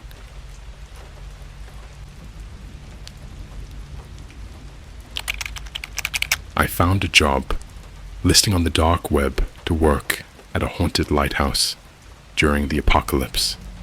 The 5 rules weren't meant to protect me. Hey Reddit, throwaway account for obvious reasons. You can call me Nate. I'm 23, work in tech support, the kind where you're chained to your desk while some Karen screams about forgetting her Wi-Fi password. And I've never been what you'd call a risk taker. But about 3 months ago, everything in my life did a complete 180. And I'm not talking breakup, or losing a job, or car accident, or whatever. I'm talking something out of a Netflix horror docuseries mixed with a conspiracy thread from 4chan, dipped in creepypasta, and deep fried in what the actual fuck. It started off like any other night. Bored, scrolling Reddit, bouncing between r/noseleap and YouTube rabbit holes. You know those animated horror story channels like Here's My Story and Mr. Nightmare? Yeah. I just finished watching one where a guy found an elevator that took him to another world or something. Classic. Anyway, I was about 2 monster energies deep and running on no real sleep, just vibes and paranoia. Around 3 a.m., I did something I hadn't done since I was like 17. I opened up Tor. For those who don't know, that's the browser people use to access the deep web. Not like buying drugs level, but the weird stuff.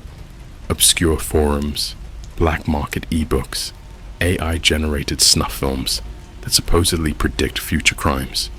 You get it. I was browsing out of morbid curiosity more than anything. Most of the links were dead, or 404s, but one caught my eye.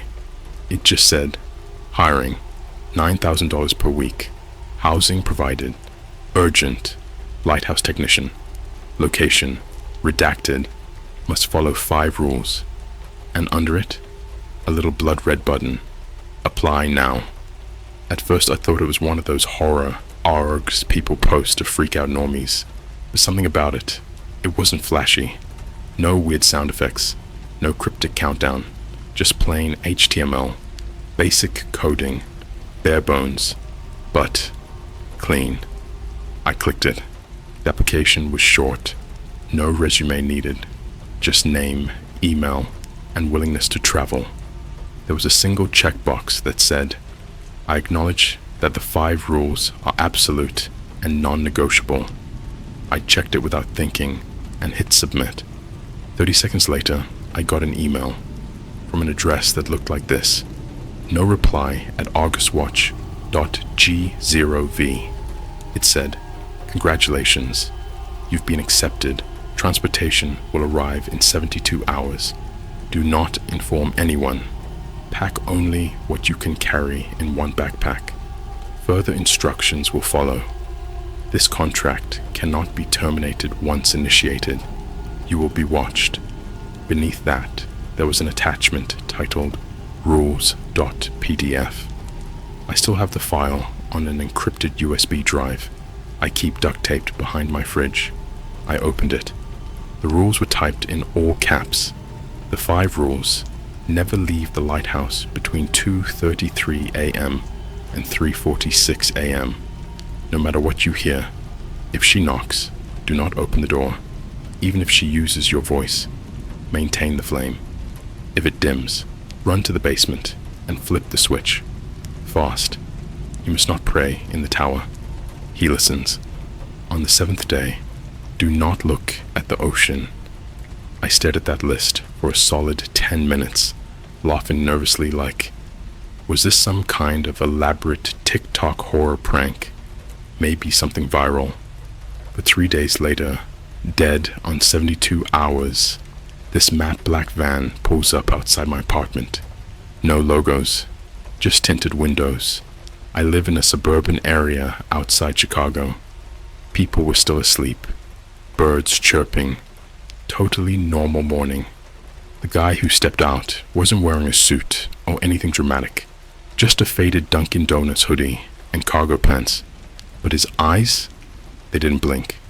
All he said was, "Nate?" I nodded. "You ready?" I didn't even know what I was ready for, but something in me just obeyed, like I'd already committed to this moment when I clicked that cursed red button. I climbed into the van. No windows, no cell service. It smelled like old metal and lemon disinfectant. I passed out maybe 15 minutes in, lulled by the hum of the engine and the weird hypnotic glow from the interior lights. When I woke up, the world had changed. We weren't in Illinois anymore. There was fog, thick, white like milk, and this wet wind that smelled like salt and rot. I stepped out of the van, backpack slung over my shoulder, hoodie sticking to me from the sudden coastal humidity. Before me was a narrow path of stone leading up a craggy hill that jutted out into the sea. At the top was the lighthouse, tall, weather-worn. Pale brick bleeding rust streaks down its sides like old tears, and the flame at the top, flickering orange in the gloom, alive. There were no other buildings, no roads, no wires, just me, the van, which peeled off and vanished without a word, and the ocean. I took a few steps forward and noticed something strange. There was a McDonald's cup, half buried in the mud near the base of the steps, still fresh, straw intact, lid unsmashed. Someone else had been here, recently. When I reached the door, it creaked open by itself. Inside was the most old-school analog setup you could imagine. A tiny kitchen with canned beans and rusted utensils, a cot, a binder marked Observations with dates going back to 1983. And in the middle of the room, just sitting there on the desk, like it was totally normal, was a Polaroid photo. It was a picture of me, not from that day, not from years ago. It was me, standing at the top of the lighthouse, mouth open in a scream. I hadn't screamed yet. Behind me in the photo, a figure, tall, no face, just seaweed clinging to where a head should be, and arms way, way too long. Written on the bottom in red ink were 4 words: "You shouldn't be here." That was day 1, and that was the easiest day. You still with me? Because the next 4 parts get worse. Way worse. The first night I stayed inside the lighthouse, I didn't sleep. Not because I didn't want to, but because the building itself didn't let me. I kept hearing this faint hum coming from somewhere deep inside the walls. It wasn't mechanical, like pipes or an engine. It was organic, slow and wet, like lungs filling and emptying under plaster. Every few seconds, I felt the floorboards vibrate beneath me, and the light above, this pulsing orange glow from the tower, would dim for half a heartbeat, then flare again, like it was syncing with whatever was breathing. I sat at the old desk and flipped open that observations binder from the last keeper. The handwriting was slanted, shaky, like it was written during an earthquake. The entries started normal enough. Dates, weather notes, wave patterns. But after about 20 pages, the words started to unravel. Phrases scribbled over each other. She's knocking again. The sea is hungry. Don't pray, don't pray, don't pray. Then there was one line, scrawled so hard it ripped the page. I saw my own face, in the water. Around midnight, my phone buzzed for the first time since I'd arrived. I almost dropped it. There was no signal here. I'd checked a dozen times, but there it was. One unread message. The contact name said unknown. The message was just coordinates, followed by a sentence. Lights going out. Go downstairs. I looked up at the flame through the spiral window, and sure enough, the orange glow was fading. A pulse of dread hit my stomach. The third rule: if it dims, run to the basement and flip the switch. Fast. The basement door was at the back of the room. It had 6 locks on it, each one rusted but functional. The air around it was colder, heavier. I grabbed the key ring from the hook on the wall, unlocked the door, and descended. The stairs were stone, slick with moss. The deeper I went, the thicker the air became. I could taste it, metallic, sour. My flashlight beam bounced off wet walls and broken machinery. The hum I'd heard upstairs was louder here, vibrating through my ribs like a heartbeat too big for the space.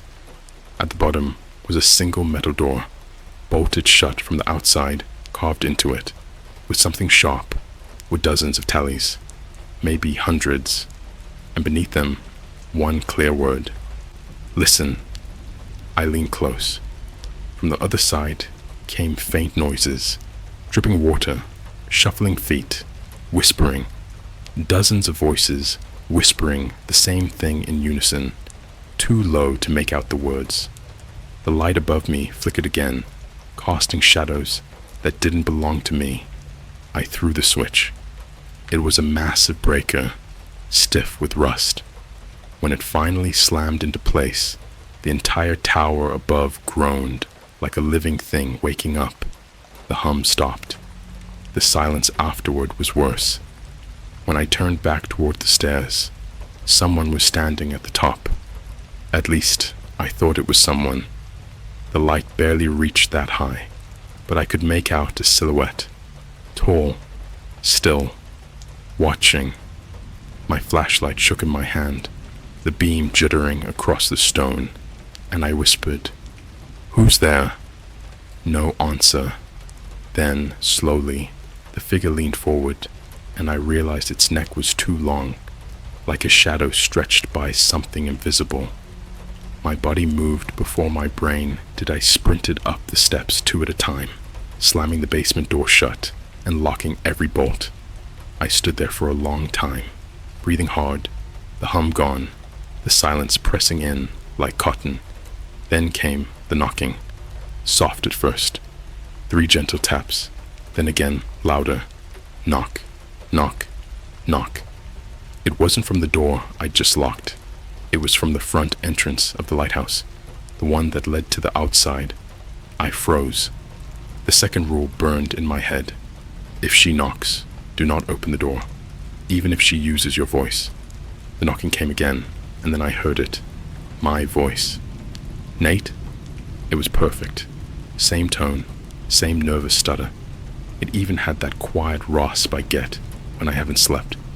Nate, it's me, man. You locked me out. It's freezing.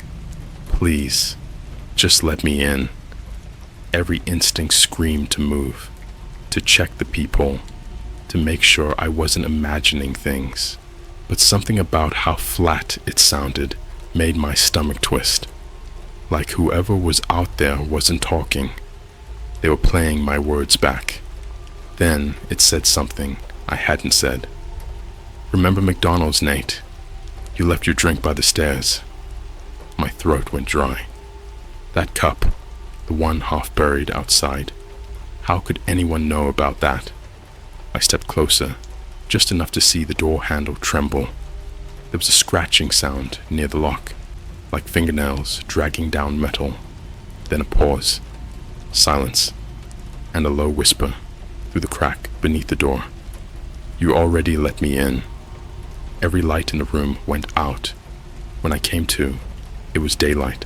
My phone said 11:11 a.m. I was lying face down on the floor, cheek pressed against the cold concrete. The front door was wide open. The ocean outside was calm, glittering under the sun, like it hadn't tried to kill me. The night before, I staggered to my feet and slammed the door shut, bolting it. Then I noticed something new on the wall beside it. 5 fresh tally marks scratched into the paint. They weren't there before. And next to them, a message carved in deep, uneven strokes. Day 1, passed. I ran to the desk, flipped open the binder again, and near the back found an entry I hadn't seen before. Different handwriting, block letters, newer ink.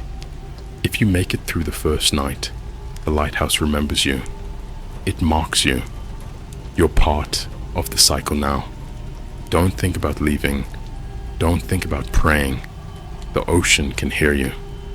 That last line chilled me to the bone, because outside, through the window, the tide was rising fast, way faster than it should. The waves licked the rocks at the base of the tower, like a dog testing a leash. Then my phone buzzed again. A photo this time. Me, asleep on the floor, door open, sunlight streaming in. But what made me drop the phone wasn't me. It was what was next to me. Something crouched, its limbs jointed wrong, its skin pale and slick like something peeled from the ocean. Its mouth was close to my ear, open, whispering. The caption beneath the photo read, "She likes when you dream." That night, the breathing came back louder, closer. The walls pulsed, the floorboards trembled, and somewhere below, the ocean sang. Not the crash of waves, an actual song. Long, mournful notes, like a choir underwater. And right before I blacked out again, I heard my voice whispering from the walls. Day 2 begins at 2:33. The clock above the desk clicked once. 2:32 a.m. Then someone knocked. I didn't check the time again. The knock was so soft, it felt like my heartbeat had echoed off the door. A quiet sound that shouldn't have traveled through the tower, but somehow vibrated in my teeth. I'd locked every bolt, shoved a chair against the handle, wedged a pipe through the frame. Still, I could feel it in the walls, the rhythm of something alive, something that knew it didn't need to break the door to get in. The air changed first, heavy, damp. My breath steamed, and the salt smell got stronger until my tongue burned with it. I backed away from the door, flashlight trembling in my hand. Another knock, louder, the sound of skin on metal. Then a voice, not mine this time, deeper, wet, dragging each syllable through water. "You prayed." My stomach flipped. I hadn't said a prayer, hadn't even thought one, but my brain started flipping through every terrified thought like cards. Did I whisper something when I blacked out? Did the thing in the basement hear me think it? The light upstairs flickered again. I should have run for the switch in the basement, but I couldn't move. The humming returned, low and thick, shaking dust from the ceiling beams. The floorboards pulsed beneath my shoes like veins. Then I heard footsteps above me, slow, deliberate, not boot steps, bare feet, wet, slap, drag, slap, drag. They paced in a circle, right beneath the tower light. My flashlight caught something on the wall, a picture I hadn't noticed before, a photo of the lighthouse interior, taken from the same angle where I was standing. Only in the photo, There were 3 people inside. One was me. The other 2 stood behind me, blurred, their faces replaced by smears of grey static, like someone had tried to erase them. Beneath it, someone had written in that same jagged handwriting, "Don't let them see you see them." The light from my flashlight dimmed, then flared again. In the brief flicker, the photo changed. Now there was only one figure in it. The blurred faces gone. Just me. Except my eyes were missing. The knock came again, but this time, it wasn't at the door. It came from inside the walls. The plaster bulged, pulsing in and out like something breathing beneath it. The hum grew louder, joined by the faint click of fingernails dragging along the inside of the paneling. I backed toward the stairs, tripping over my own feet. The voice followed me, soft, right behind my ear now. "Rule 4, Nate." My flashlight flickered, and for half a second I saw it. A shadow of something crouched against the wall, knees bending backward, skin stretched too tight, its head tilted toward me, jaw unhinged, just enough for water to drip out, and it was smiling. I ran up the stairs toward the lantern room. The higher I went, the colder it got. The metal railing was slick under my hand, salty moisture beading on it like sweat. The hum became a high-pitched wail, echoing off the glass walls. The light above sputtered, threatening to die again. When I burst into the lantern room, the glass panes were fogged from the inside. Every surface dripped with condensation. In the middle, the great flame that powered the lighthouse burned weakly, orange and sickly, and scrawled across the foggy glass, written in letters the size of my arm, were 5 words: "She's in the water again." Outside, the ocean wasn't calm anymore. The waves had started circling the rock, spiraling inward like something alive beneath them was stirring. I pressed my face against the glass, trying to see through the fog. Then something surfaced, a shape, pale and huge, rising out of the black water like a bloated whale carcass. Except it wasn't floating, it was standing. The waves broke around it like it was solid. Its skin shone like wet marble, covered in barnacles and strands of seaweed that hung like hair. It lifted its head toward the light, and the glow reflected in hollow sockets. I realized what I was looking at. The thing didn't have a face. It had mine. A perfect, stretched version of my own face. Mouth agape, eyes hollow, like it had been molded from memory. I stumbled back, hit the railing. The fog on the glass shifted, and I saw handprints appear. On the outside, the thing was climbing the tower. Each time it struck the wall, the lighthouse shuddered, metal groaned, glass cracked. I could hear its voice inside my head now, a chorus of whispers, overlapping. Not words, just the sound of drowning. I turned to run and froze. Someone was standing at the stairs. It was me. Same clothes, same face, but pale. Eyes clouded gray like a corpse. Water poured down from his hair, soaking the floor. He looked at me with this strange, pitying expression and said quietly, "You should have kept the flame alive." The glass behind him shattered. Salt water exploded through the room, slamming me against the railing. The air filled with the roar of the sea. My duplicate lunged forward, grabbed my wrist, and screamed in my own voice, "Don't pray!" Then everything went dark. When I woke up, I was lying in the middle of the lantern room. No water, no broken glass. The flame burned steady above me, glowing clean and bright like nothing had happened. My body was dry. My clothes weren't torn.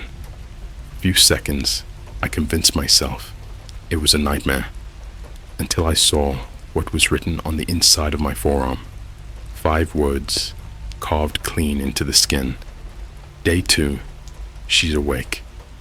Blood crusted along the edges of each letter, the cuts deep enough to ache when I moved.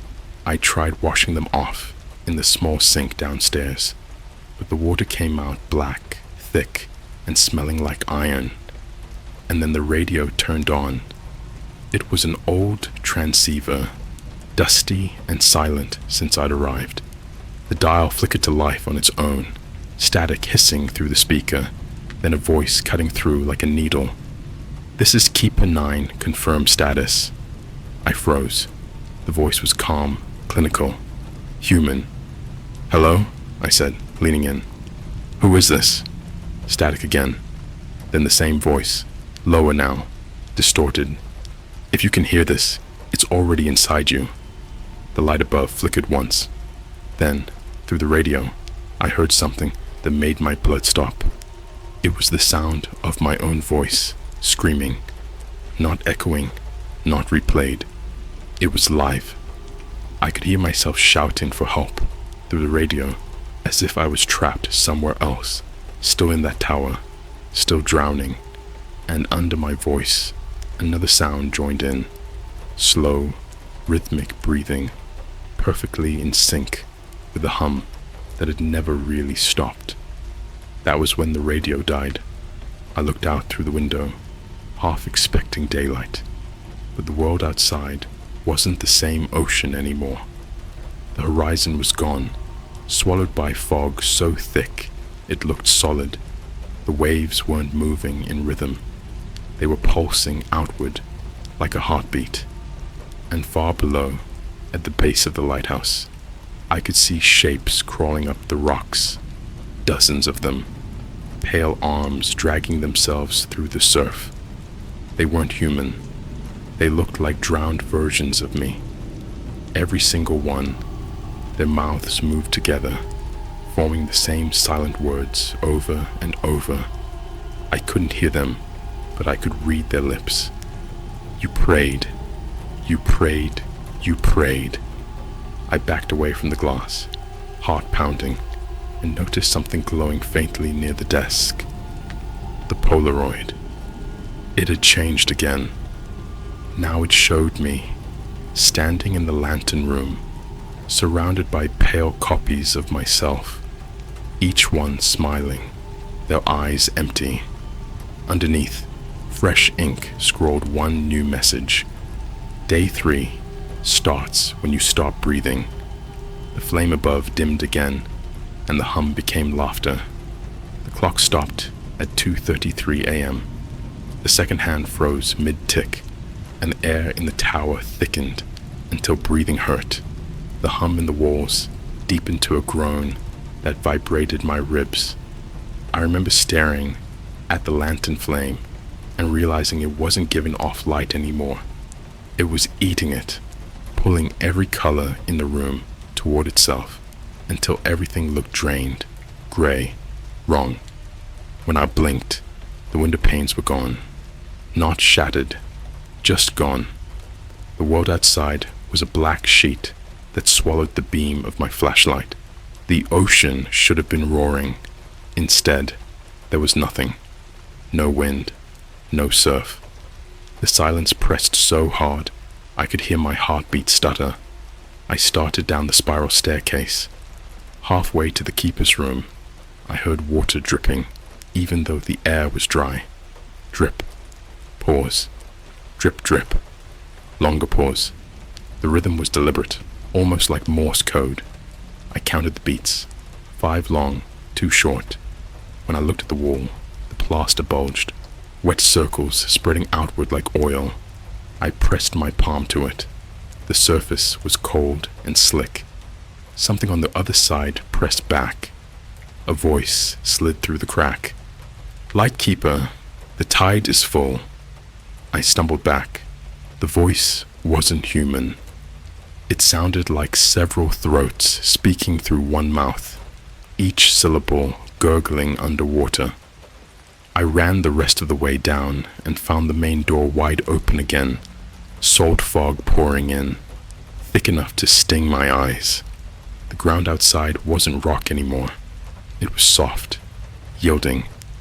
I pointed the flashlight down and saw skin, pale, veined skin, stretching over the stone. It pulsed under my boots. Beneath the translucent surface, faces drifted by, eyes opening and closing as if in sleep. I screamed and bolted back inside, slamming the door, but the latch wouldn't catch. It kept pushing outward, something on the other side breathing against it. The walls moaned, wood snapping like vertebrae, and the whole lighthouse leaned toward the sea, as if pulled by invisible hands. Then came the laughter, not the hum, not the whispering. Real laughter, bubbling up from beneath the floorboards. It started as a child's giggle, high-pitched and harmless, then warped, thickened, until it sounded like a grown man choking on seawater. I dropped to my knees, clamping my hands over my ears, but it crawled through the air itself, vibrating inside my skull. The radio burst to life again, the dial spinning on its own. A woman's voice cut through the static, calm and crisp, like a customer service recording. "Welcome back, Keeper 10. Your observation cycle is now permanent." Then, fainter behind her, my own voice whispered, "Don't let them make you look outside." Of course, I looked. The fog had thinned just enough to reveal the horizon, or what should have been the horizon. The sea was gone. A perfect, motionless plain, stretched to forever, glossy as glass. The reflection in it wasn't of the sky, but of the lighthouse itself, inverted, another tower rising downward into an endless abyss, and something was climbing out of that reflection. A hand broke the surface first, long fingers jointed backward, nails black and sharp. Then an arm, a shoulder, a face shaped like mine, but split from chin to temple, opening and closing as it breathed. Each exhale released bubbles that floated upward into my world, bursting into a smell like rust and meat. It spoke without moving its mouth. "You prayed for the light to keep you safe. Now you'll feed it." The tower shuddered. The flame above flared blood red, and heat poured down the staircase like a living thing. The paint blistered off the walls. My skin burned where the carved words on my arm had scabbed. The scabs peeled away, leaving fresh letters underneath, forming new words I didn't want to read. Day 4. "Teach her your name." The voice from the wall giggled again. "Tell her, Nate. Tell her so she can find you when the world ends." I ran to the observation binder, desperate for some clue. Pages fluttered on their own, stopping at an entry dated decades after mine, 2037, ink still wet. It described the same events, every detail, ending with, "He keeps writing even after he dies." The door behind me banged open. Wind, impossible wind, roared through the room, though the sea was still. Papers flew. The photographs on the wall twisted. The faces in them turned to look at me. Their mouths opened wide and whispered my name in unison, first softly, then screaming it, until blood seeped from their printed eyes.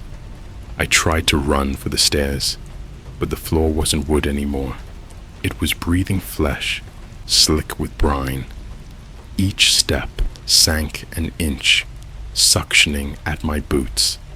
Hands pushed up through the floor, dozens of them, grabbing my ankles, cold, strong, eager. The door to the basement blew open with a sound like a gunshot. That low hum surged back, now unmistakably a heartbeat. And from the darkness below, I saw light, faint, greenish, pulsing like something gestating. Every rule screamed in my head. Don't go down there. Don't listen. Don't pray. But curiosity is a disease. I tore free from the grasping hands, and staggered down the stone steps.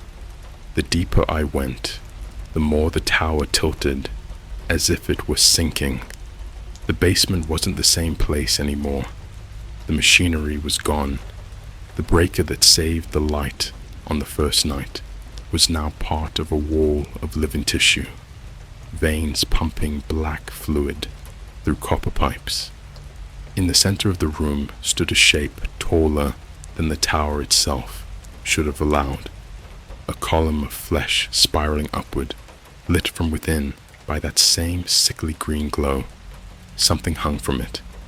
A body. My body. It wasn't dead. Its chest rose and fell in shallow, ragged breaths.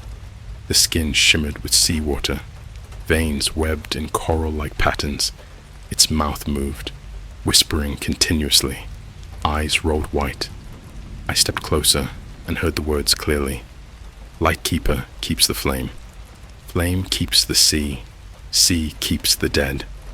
The sound came from its open throat, a faint mechanical hum behind the voice.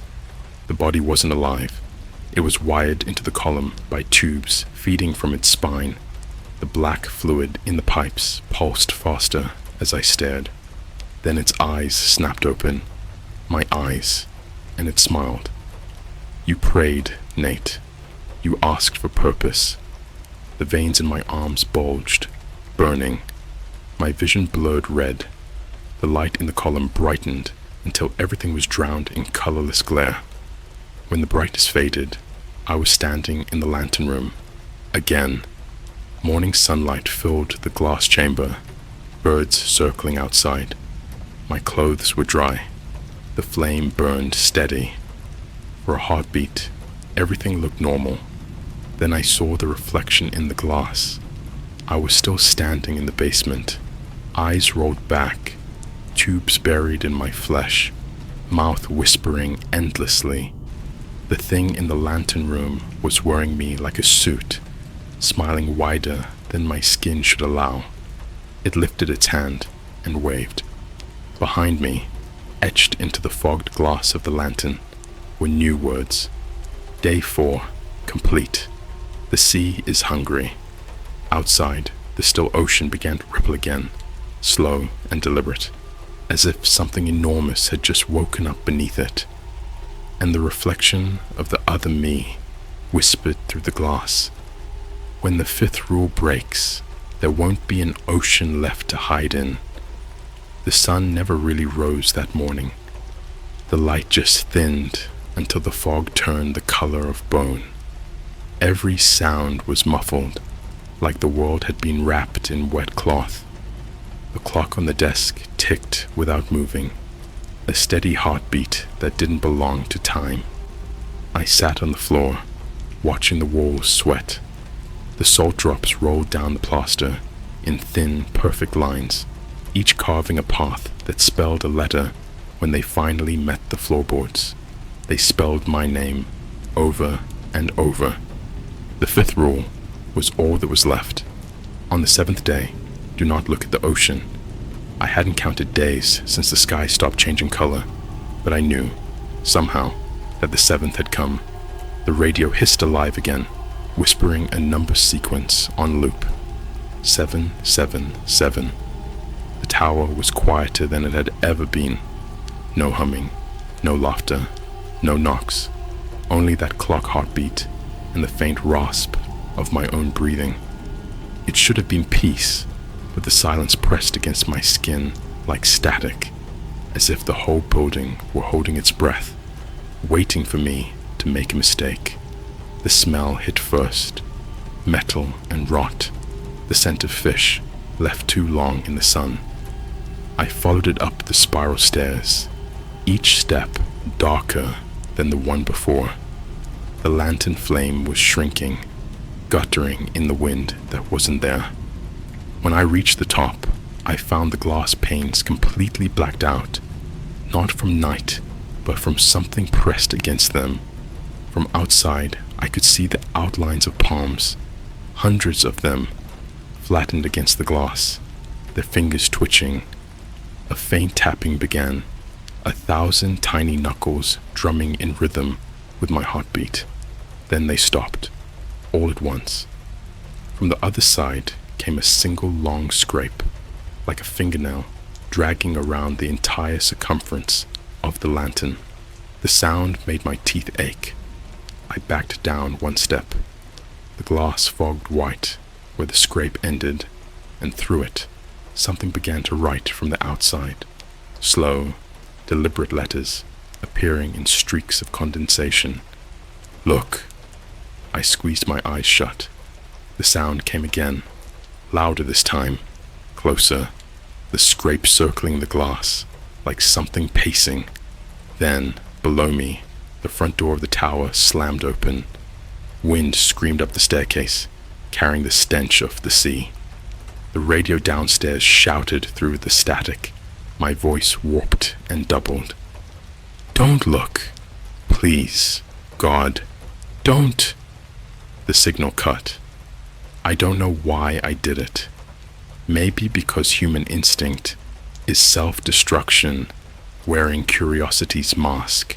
Maybe because some part of me wanted to see the thing that had made all of this real. I turned.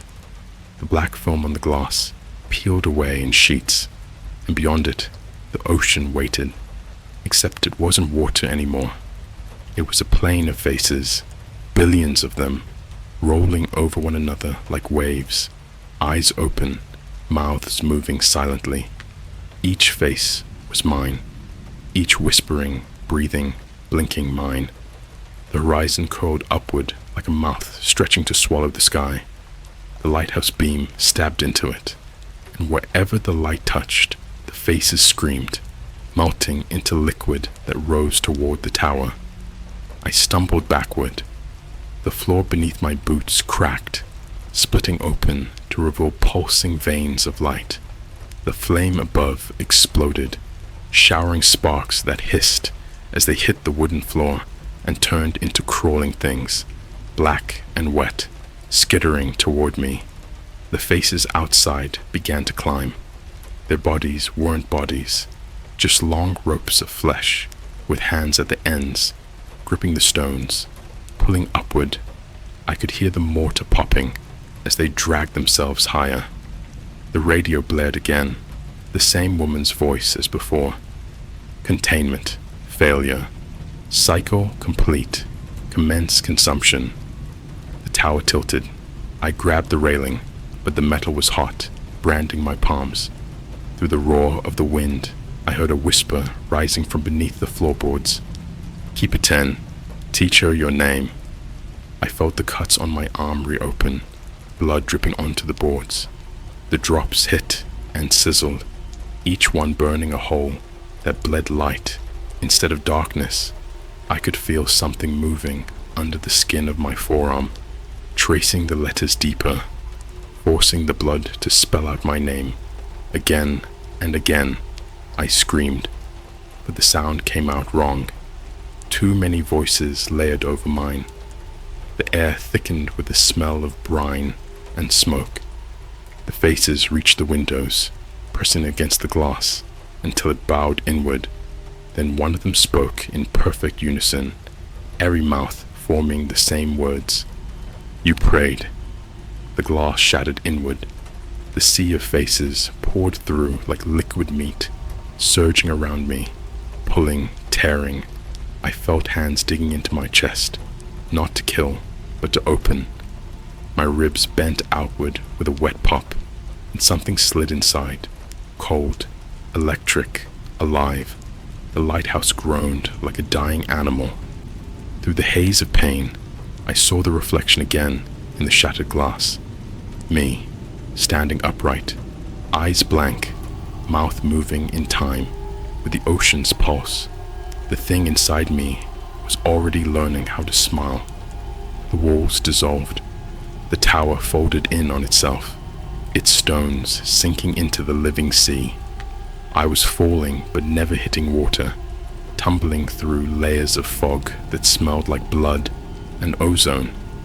Somewhere above, the last of the light blinked once, then vanished. When I opened my eyes, I was standing behind the desk. Morning light streamed through clean windows. The flame burned steady. The binder waited. A new blank page open. The clock ticked normally again. My arm was whole. The carvings were gone. A knock came at the door. Soft, polite. I turned, half expecting the voice. It came, calm and clear, the same tone I'd heard on the radio. "Congratulations, Keeper 11. The position is yours." I walked to the door and opened it.